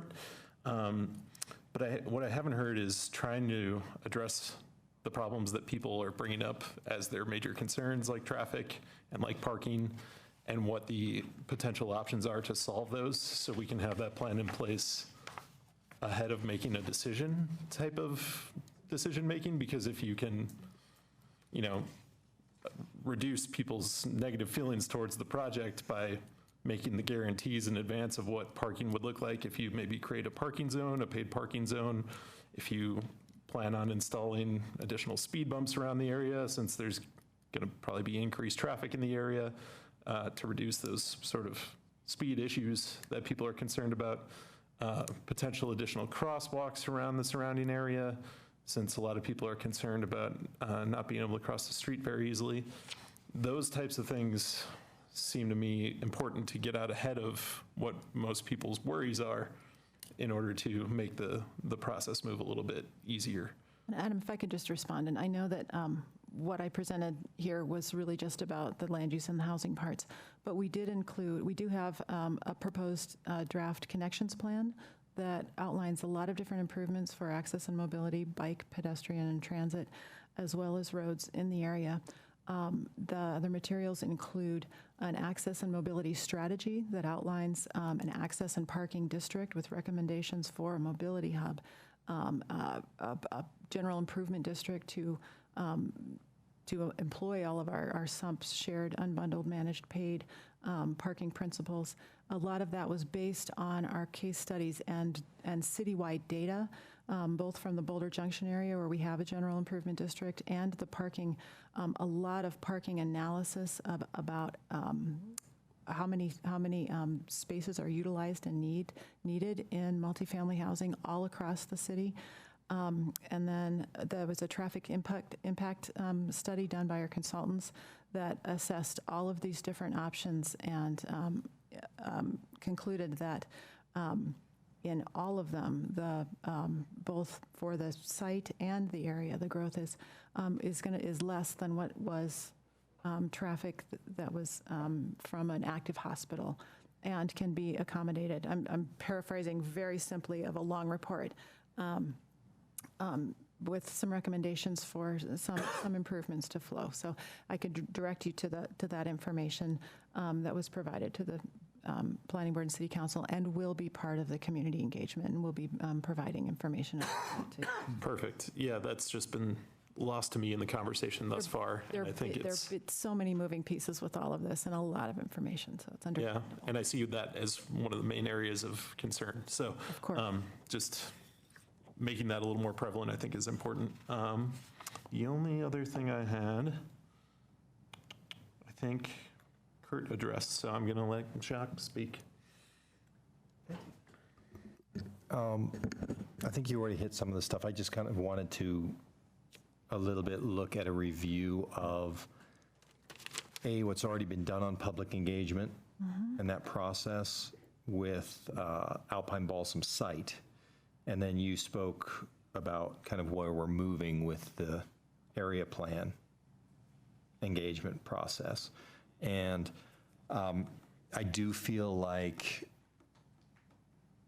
one of the difficulties I think of this entire process is the separation of the site from the area plan. And in these engagements, trying to make that a kind of clear thing. And I suppose I think for the most part, you kind of have already covered that question for me, but I would just say moving forward, It's difficult. yeah, I know, if we can try to do that.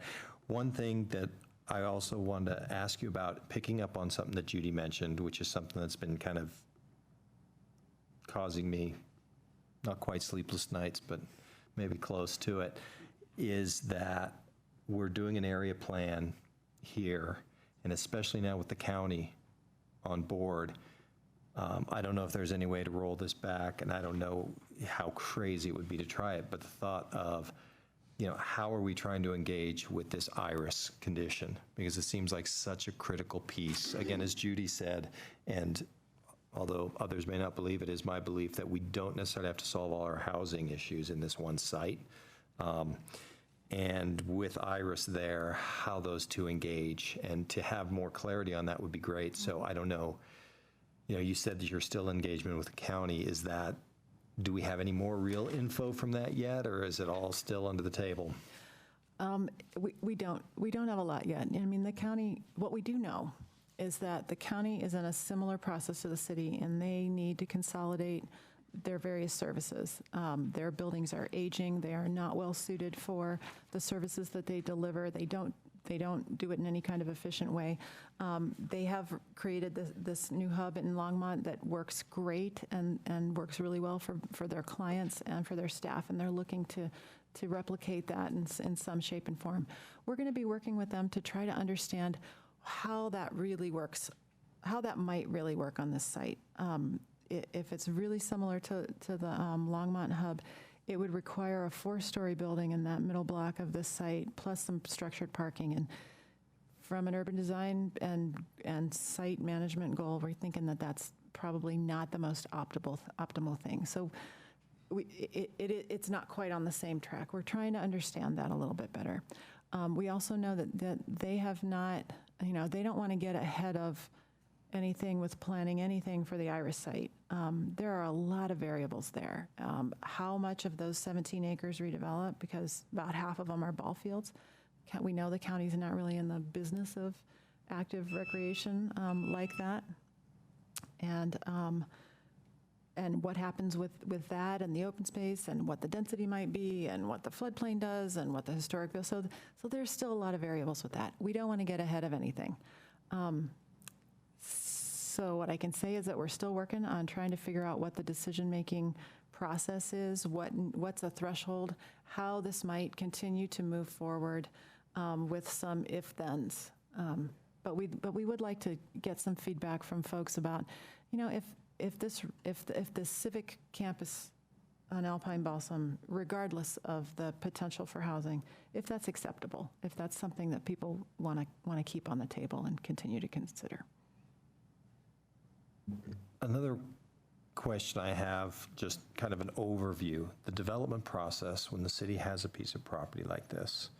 I haven't paid as much attention over the years probably as I should have to see kind of what that process looks like, if it's somewhat consistent, if there's a method that is kind of somewhat standardized, or if it's each piece that we're looking at is going to be its own thing. And if that's the case, I know this is kind of what, council threw out there a couple weeks ago, like, well, what are we going to do with this thing, or how are we going to handle it?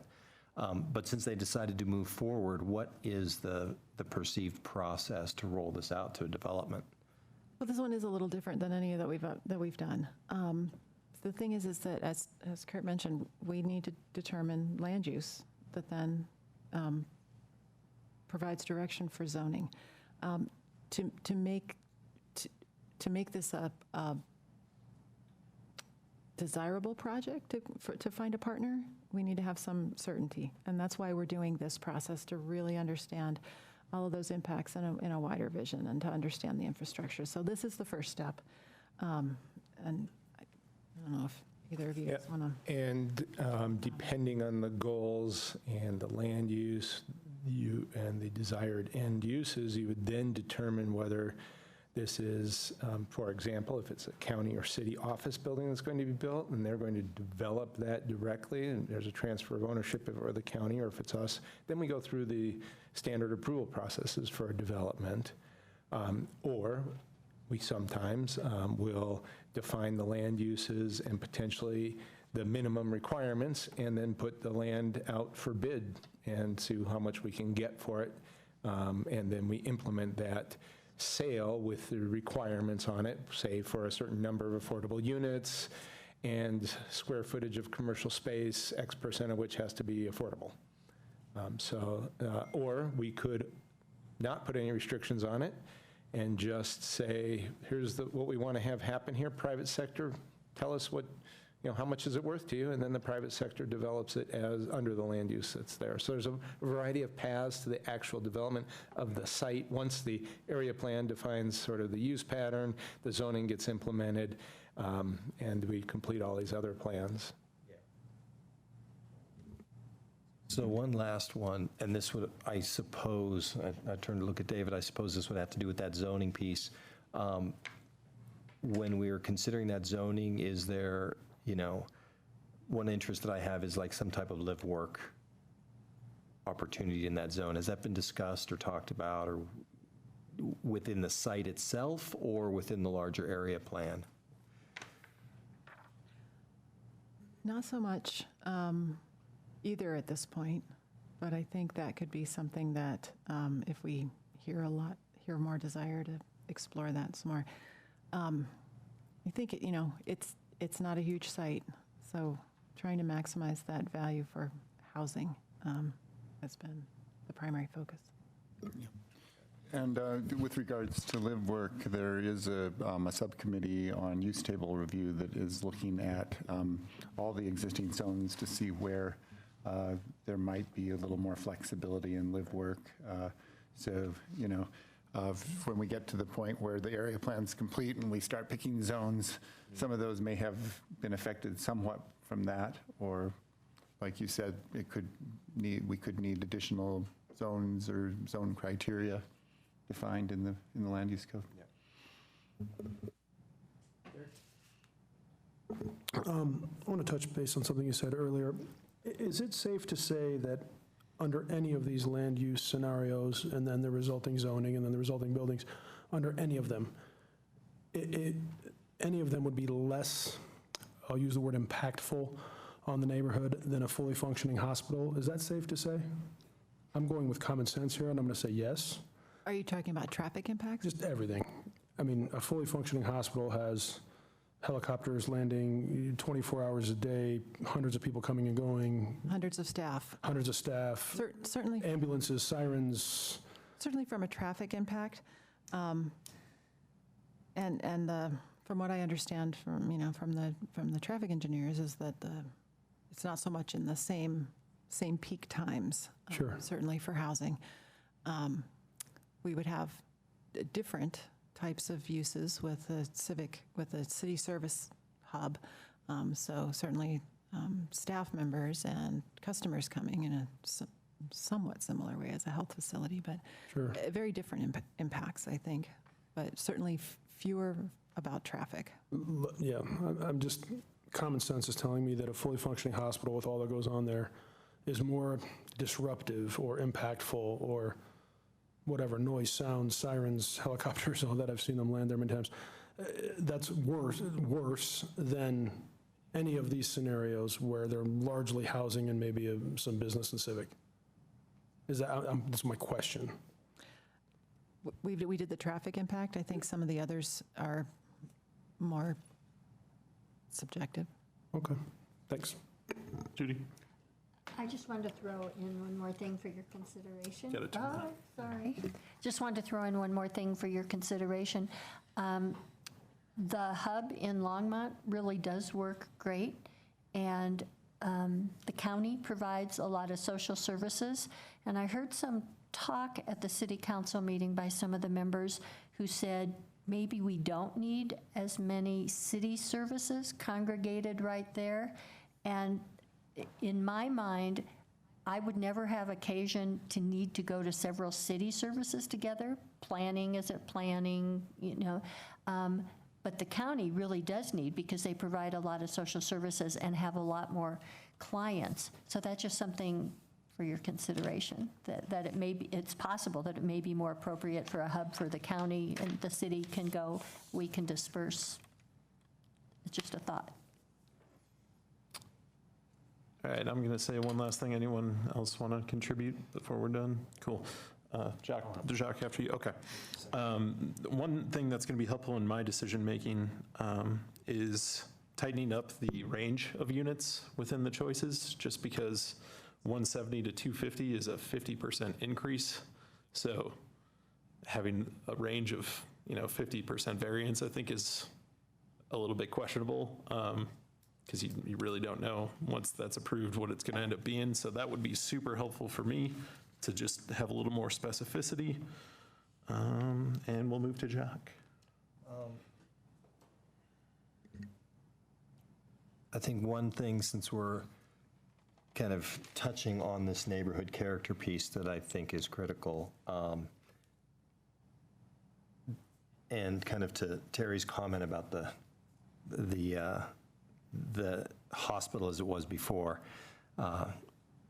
I mean, I liked hearing the helicopters come in when my boys were little, because it was a really exciting thing, and the boys are like, "Oh, it's a helicopter." I don't know that I like it so much now, but I think along the lines of that, and the BVCP that we were talking about, I think it's important to note that the BVCP talks about great neighborhoods as well as neighborhood character as an aspect of that, and there are many aspects of what make great neighborhoods. And I just want to say that my focus is more than just the built form. It's all the things that make up a great neighborhood. And I just want to keep focus on that when I talk about neighborhood character. There was one other point which I've now lost. I can probably let it. Yeah, I'll let that one go. We got 2 hours next time. Next time, 2 hours. Anyone else? All good? I think that's it for now. Thank you. Thank you.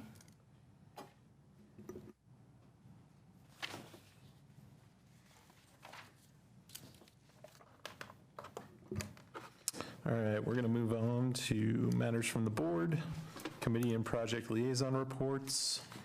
And the first thing we're going to do is make a decision on the report on the May Affordable Housing Experience listening session, which I provided multiple times. I'm hoping everyone read it, and we can sort of go straight into a vote for that.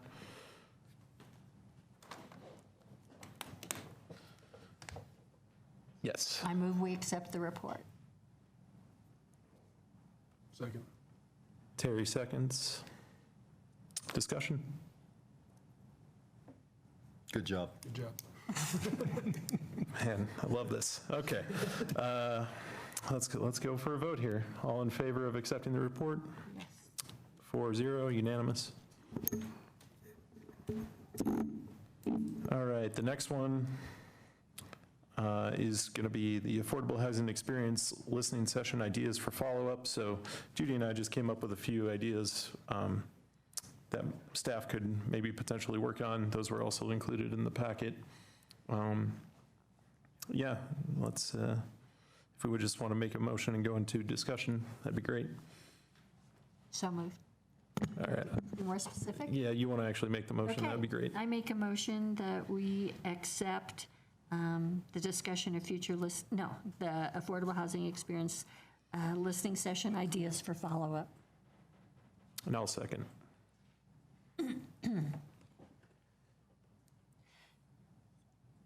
Yep, discussion, Judy? So for discussion, I'd just like to say, we just talked about what was possible. We're not telling staff they must do it. They were just suggestions for follow-up, and also other things we were going to do, like now that the report is done, we'd like to tell all the providers who came to the meeting, et cetera. Results.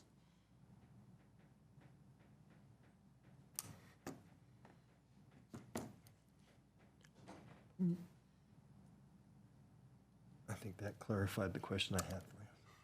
Yes, Jeff? Wanted to clarify the motion. The document, I believe, is called Affordable Housing Experience Listening Session Next Steps. I assume that's what you're... That is what we're referring to. Sorry for the... Just wanted to confirm.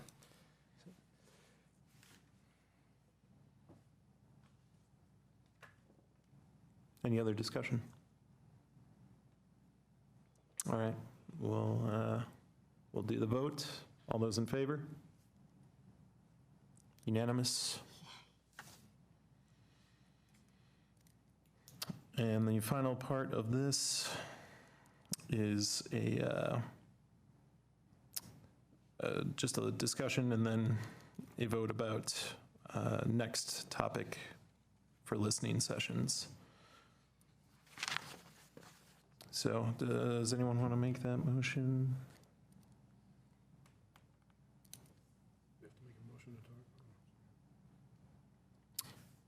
So we're discussing the third motion here, correct? Correct. Schedule adopting a process for picking the next list. We don't have to make the motion right away. We can talk about this a little bit first, Yeah. sure. Okay.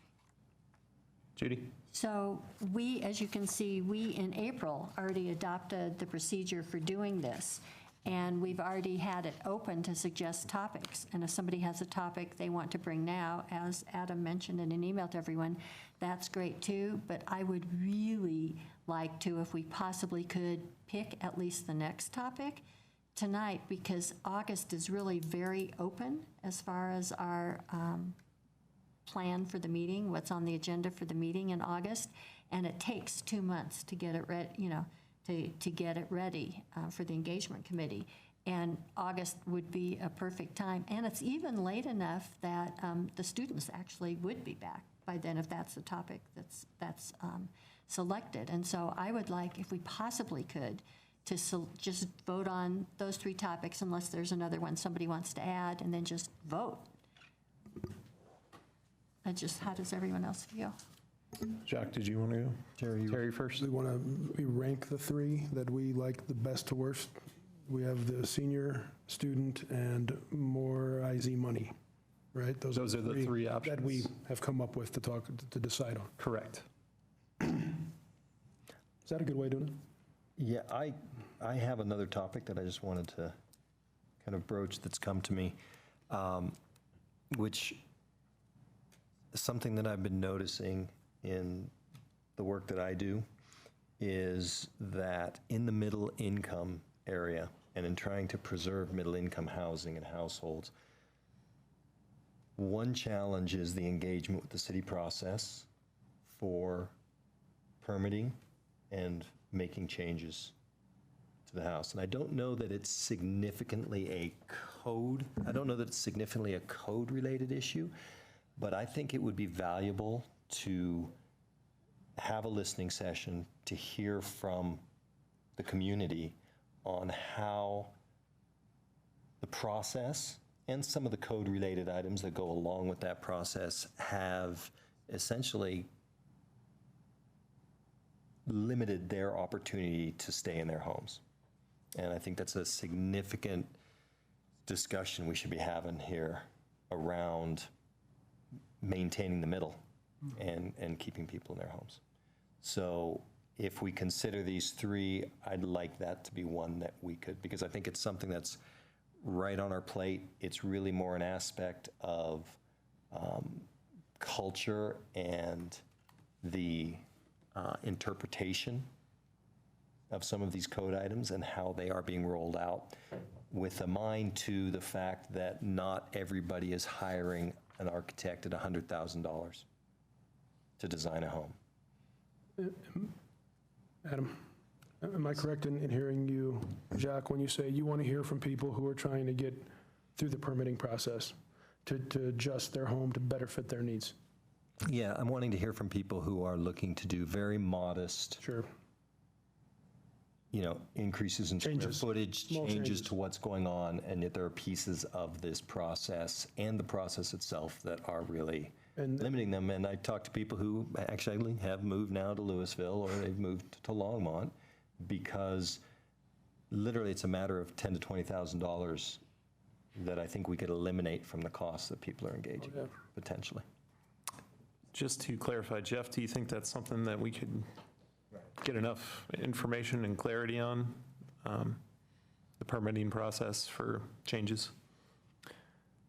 I'd have to talk with my colleagues in Planning Development Services. I mean, we would know what we're told people's concerns are or we can guess at those based on questions we get.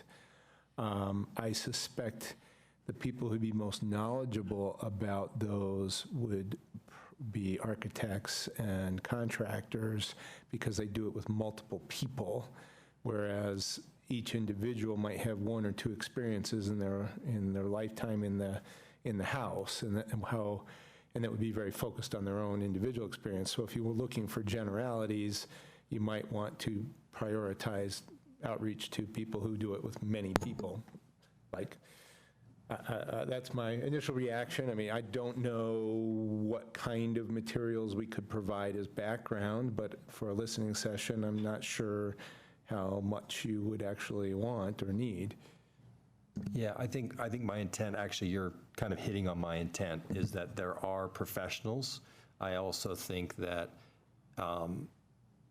it's really helpful to hear the individual stories because a lot of times homeowners are trying to push things through themselves. And so I think similar to what we did on the affordable housing experience, to bring kind of all of those stakeholders, so to speak, a group into the room, hear people's experiences, hear how it's been impacting them.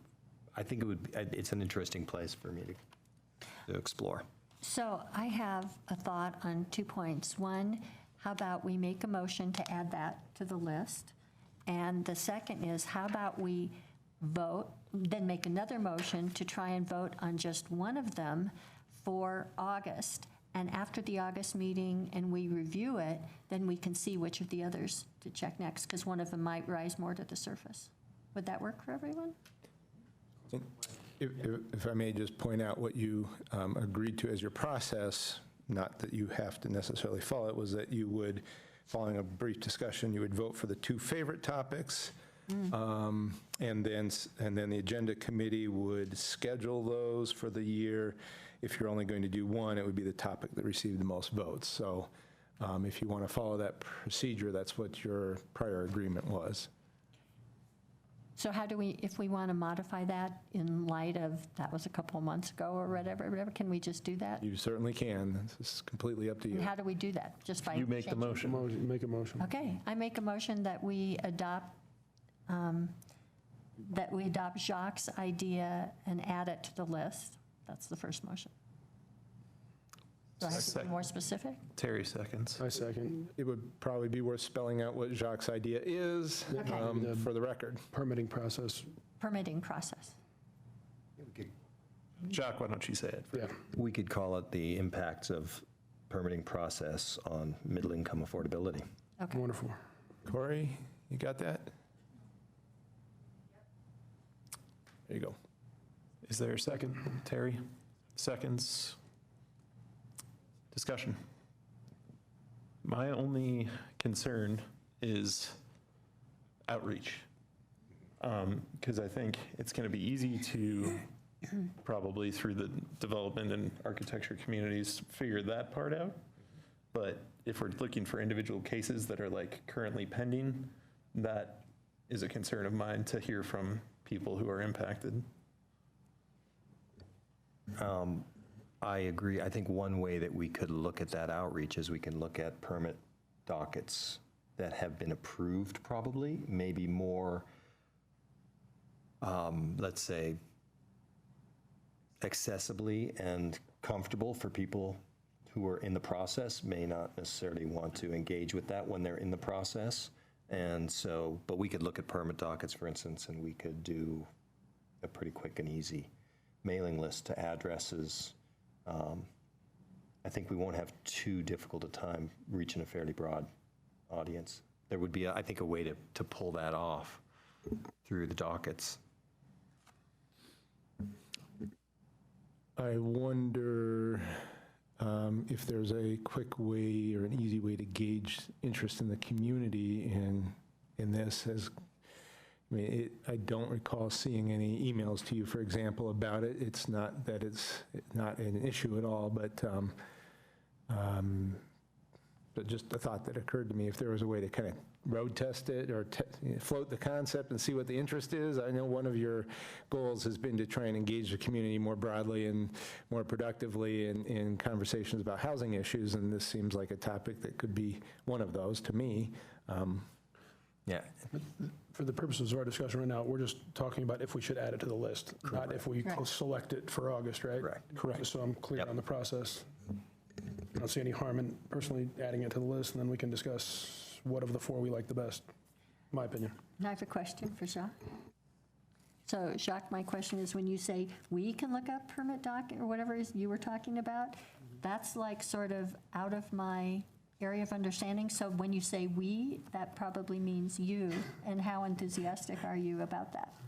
Well, I would be happy if the engagement committee were to add this to our list, then I would consult. Okay, okay, thanks. Any other discussion? All right, let's take it to a vote. All those in favor of adding? Passes 4-0.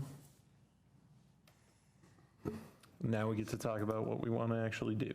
So just to create the list, we got permits for Middle all income. permits. We'll Yep. call it IZ money. We've got senior, and we've got student, right? Am I correct? Mm-hmm. All right. Can I ask two clarifying questions? Is funding more, with a qualifier of IZ, that seems to limit it to a smaller subset than just the funding as it was put out originally? And the second clarifier was, I thought the seniors was specifically around accessibility. Okay. Yeah. That's my understanding at the moment. I don't know what IZ means, so I don't. Inclusionary zoning, affordable housing. Oh, it's beyond just inclusionary zoning, for sure. It's any new or interesting ideas about how to fund affordable housing. Sure. Not necessarily tied to inclusionary zoning. Okay, a little broader. And as far as seniors and accessibility, that was kind of both. So not only for seniors, but for people who are handicapped. Yeah, I'm not sure, I mean, Judy, I think I think it would be best if you defined what you hope that topic is and see if.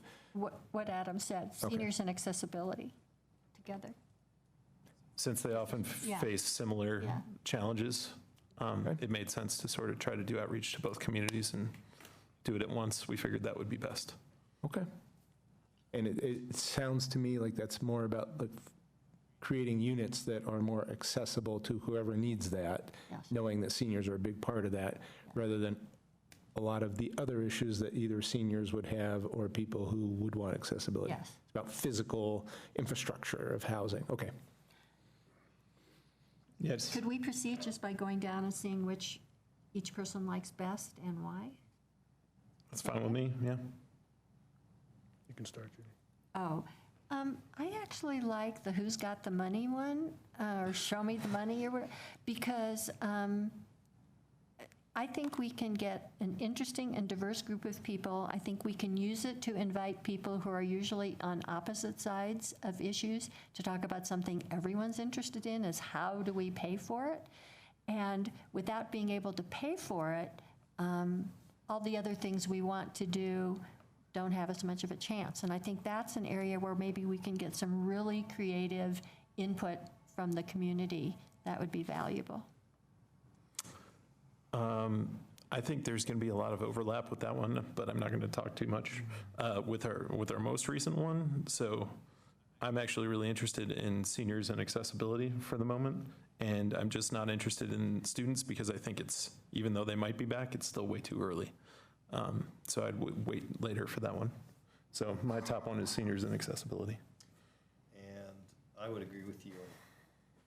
I agree with you on the student piece, timing wise. I think my two priorities here are, of course, my own suggestion, but also the funding piece, from just the broader picture of what I think having a broader impact on affordable housing across the board. I would be interested in the funding discussion.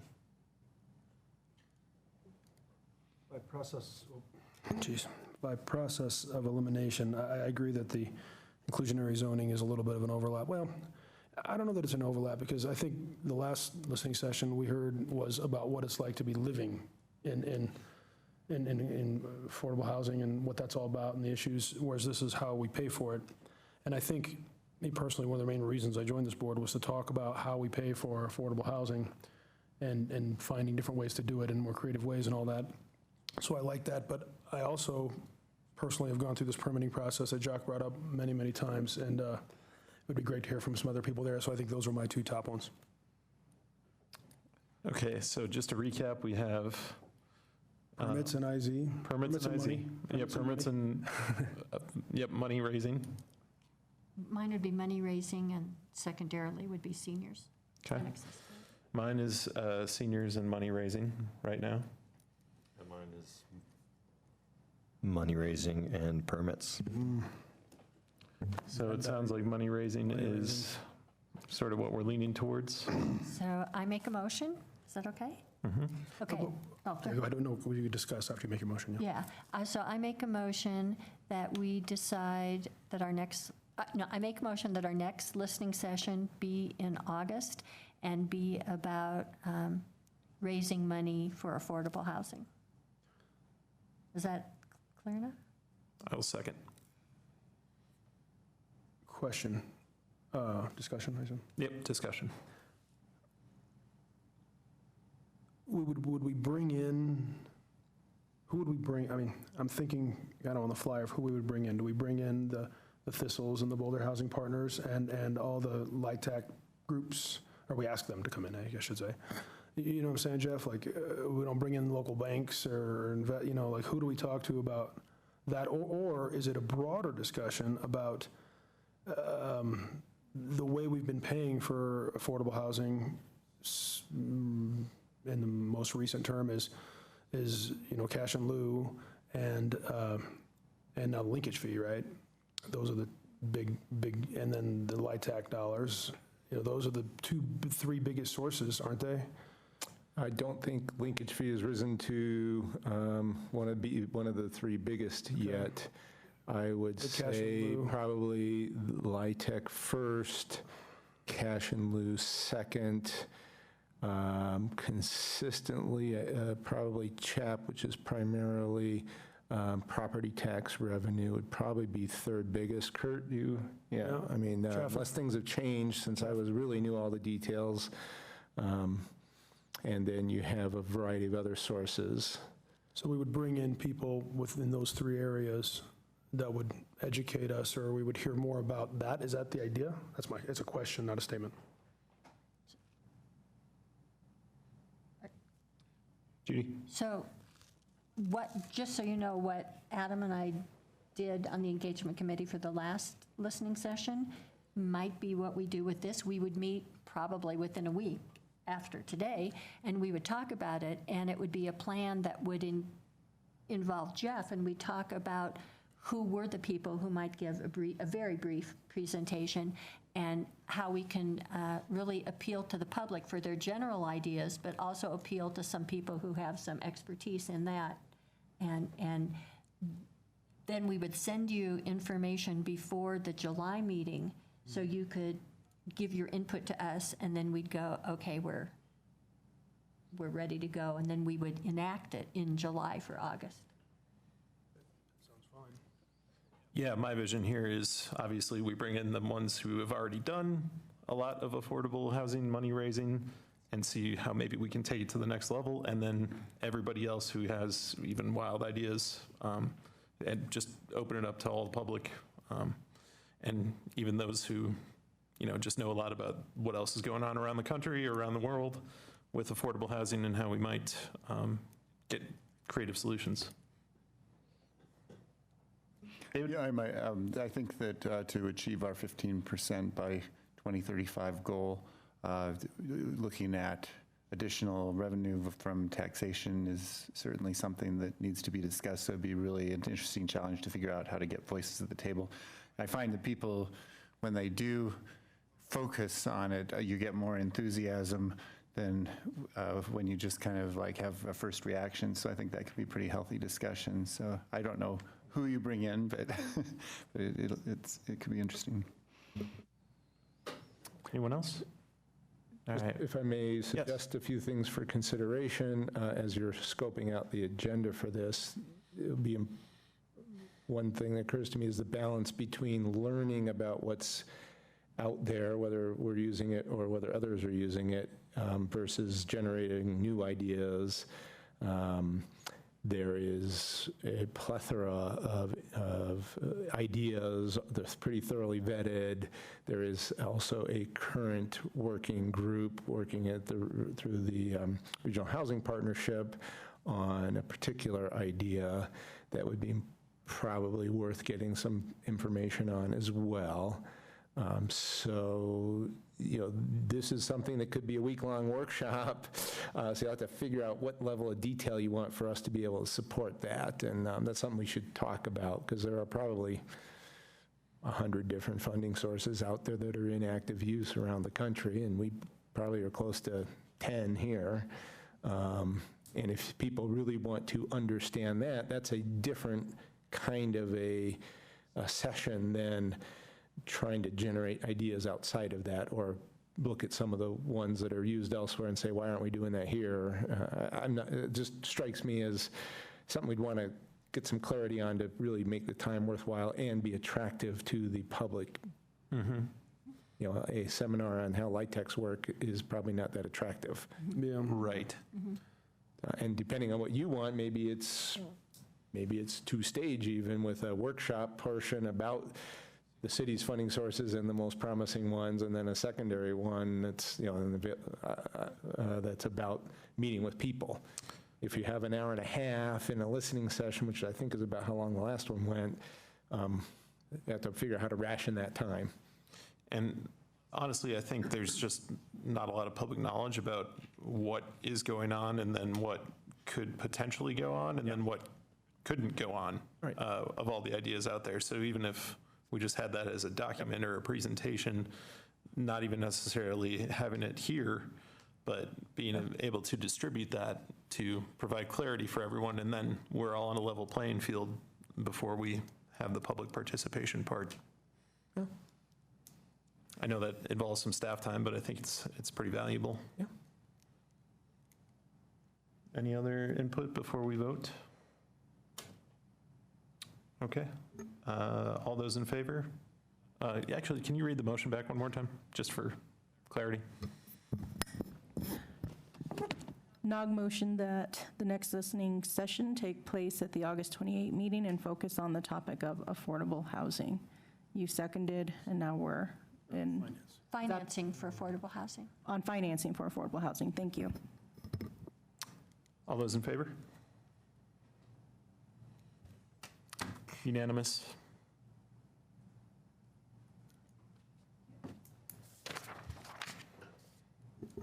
Does anyone need a quick break, or do you want to push through? Power through. All right, we'll power through.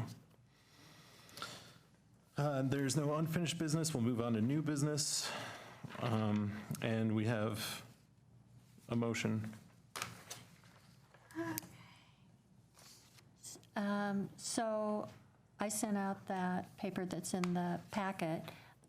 I feel that one of the most important things we do as the Housing Advisory Board is give input to council in our annual letter, and especially at the time when there's been a new election, because it seems that council sets its work plan for 2 years at a time, and I presume they're going to do that again.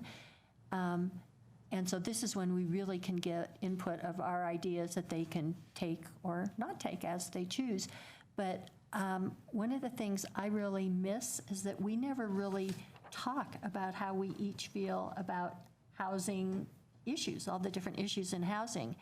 And so I'm just requesting that we start having a discussion of 15 to 30 minutes at each meeting from now until the letter's complete, so we can start getting a sense. We won't vote on any of these meetings, but so we can just start getting a sense of how we each feel, so we can make wise choices for our letter, because it's so impactful. Or could be. That's all. Would you like to make the motion before we do discussion? Yeah, I make the motion that starting at our next meeting, we devote approximately 15 to 30 minutes to discussing the content, not the form, the content of the annual letter. I'll second. Discussion?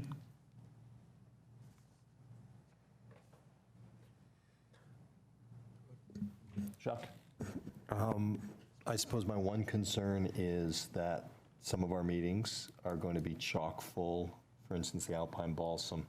So I agree in general with the sense of trying to start this process about talking about what we're going to recommend or suggest to council for the work plan.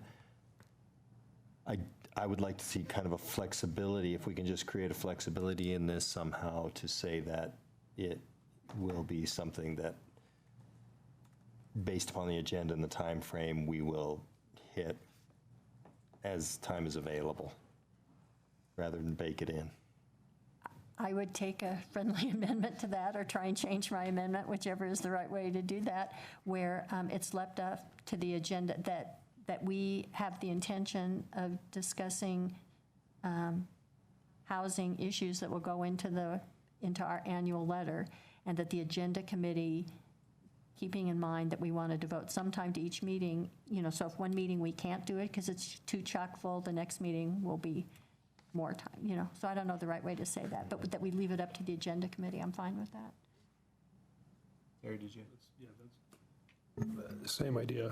15 minutes, are we going to get anything done, every meeting in 15 minutes, or are we just going to kind of go in circles? Maybe pick a longer period of time in one meeting, and we have it in there, and that's what we focus on rather than piecemeal it. Okay, so how about if I modify my motion? Can I modify my own motion?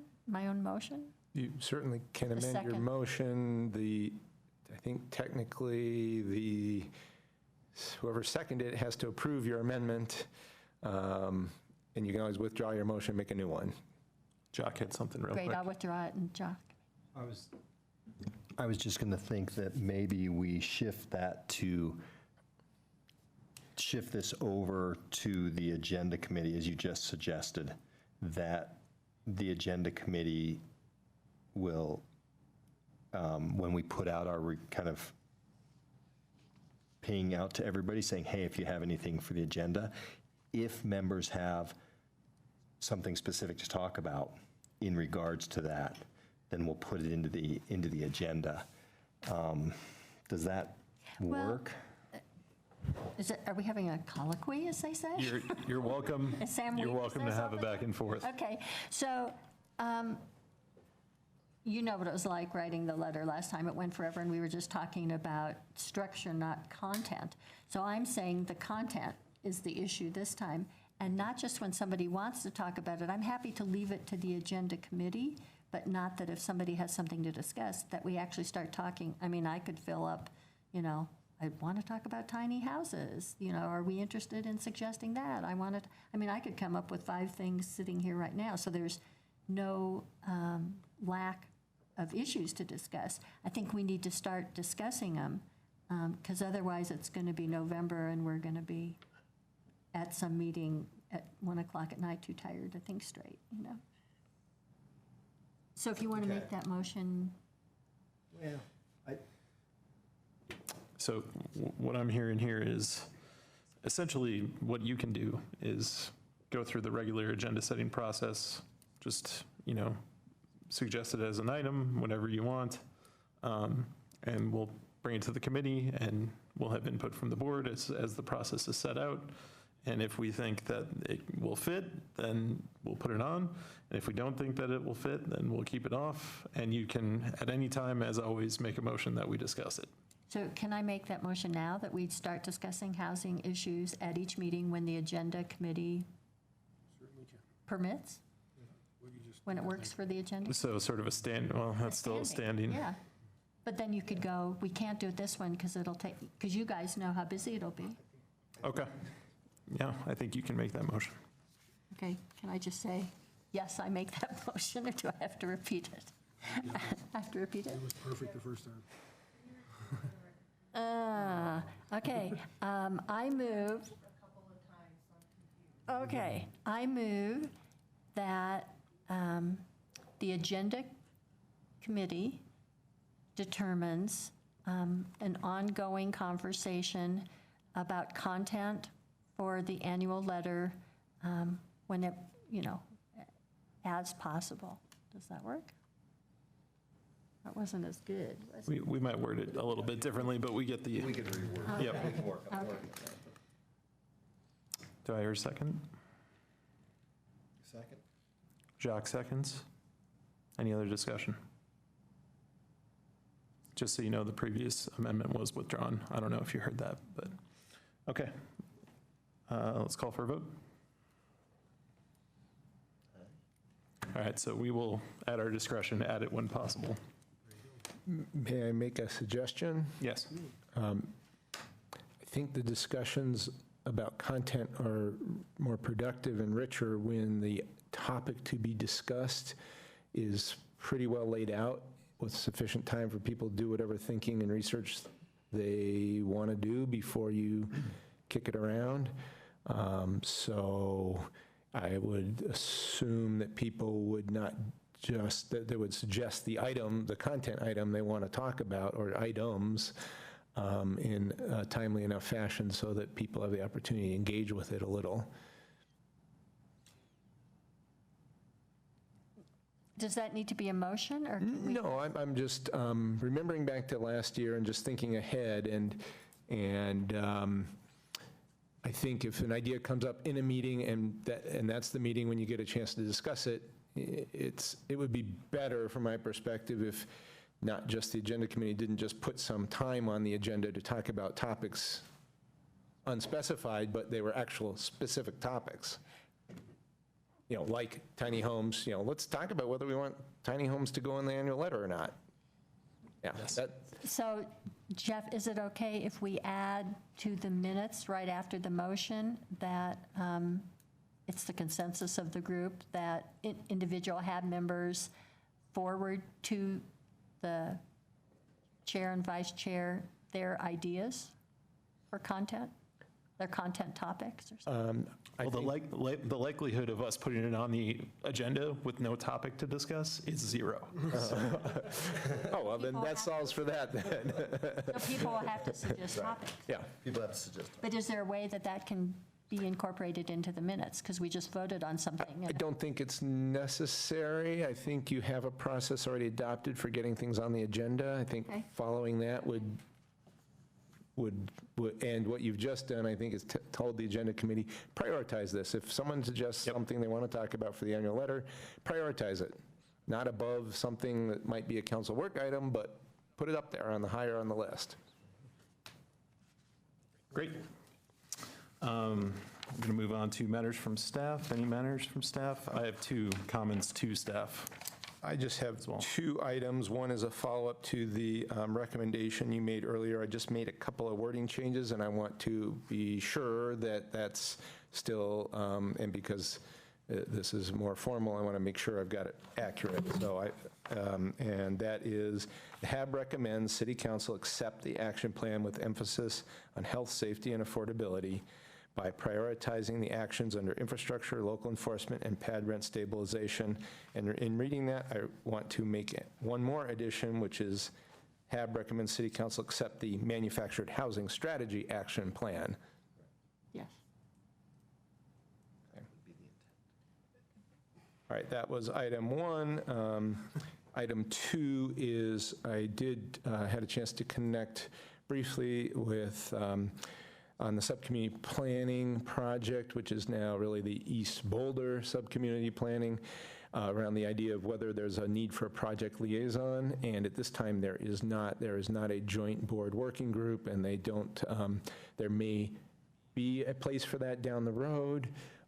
So it is a project that will come back to you as a board as a whole, but there won't be a need for designated representatives as you had for Alpine Balsam. So I wanted to update you on that. And I just had 2 quick comments. Any update on new member? The city clerk informed us that at the last meeting, council deferred appointments till after their break. I don't know that it's been scheduled for a specific meeting yet. So third Tuesday in July would be the first opportunity for them to make an appointment. And then the following one would be August 6th. I don't know how to say this correctly, but it would really be great if we had another member, because situations like this may continue to arise over summer. So if staff can urge them in some way or another Staff to. probably is not the appropriate body to be urging them. Maybe we'll However, send individual emails then. And you could act as a group or individually. Okay. Yeah. I just don't like the whole 4 thing, and as well as it worked tonight, I don't think it's going to work in other situations. If you do want to take collective action, you need to do it in a public meeting. Yep. So I don't think we need to take collective action, but I would encourage any of you who want an additional member to send an email to council.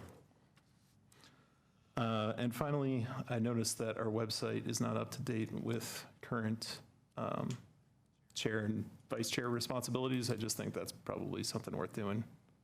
Yep, we'll get that done. Anything else? Yes. Does this count as like the calendar check-in too? or- No, we're not We're not quite there yet. Okay. This was matters Okay. from and for staff. Okay. Great. Debrief meeting and calendar check. Jeff, anything of note before we? Well, I think it would be worth you letting Jean know if you can attend the July 17th open house on Alpine Balsam, as she didn't get a sense of that tonight, and it will need to be noticed if there are more than 2 of you who want to be there. So I assume she's planning to notice it anyway, but it would still be worth it for planning purposes to know if it's, 1, 2, 7, 6, whatever the number. It wouldn't be 7, I guess, but could be 6 potentially that are participating, just so they can, as they're thinking, if they want to structure discussion tables where people can come and sit down with 1 or 2 of you and kick ideas around. So, other than that, that's the only calendar thing I can think of. There's no potential quorum issues that I'm aware of, so. Mason just informed me she's probably going to miss next month because of her birthday, so. So, no, I think that's a joke. you're down 1 then. She's definitely going to make it for Alpine Balsam. Oh, okay. Any other Yeah, things I for the just- calendar? Jeff, I forgot, I think I already brought this up and you already answered it, but I can't quite remember. Since we've changed the times of our meetings in November and December, I believe.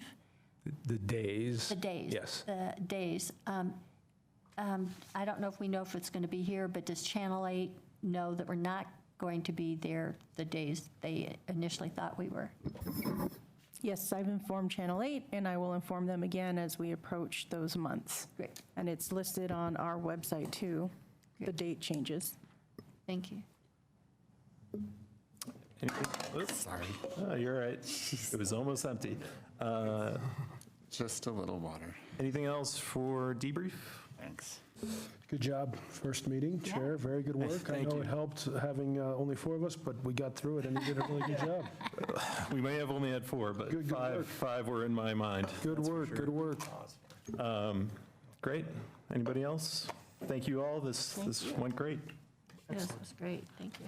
All right. I'm going to make a motion to adjourn. Second. Oh, second. And unanimous. Thank you. Thank you, everyone. Live from Paris, en France 24.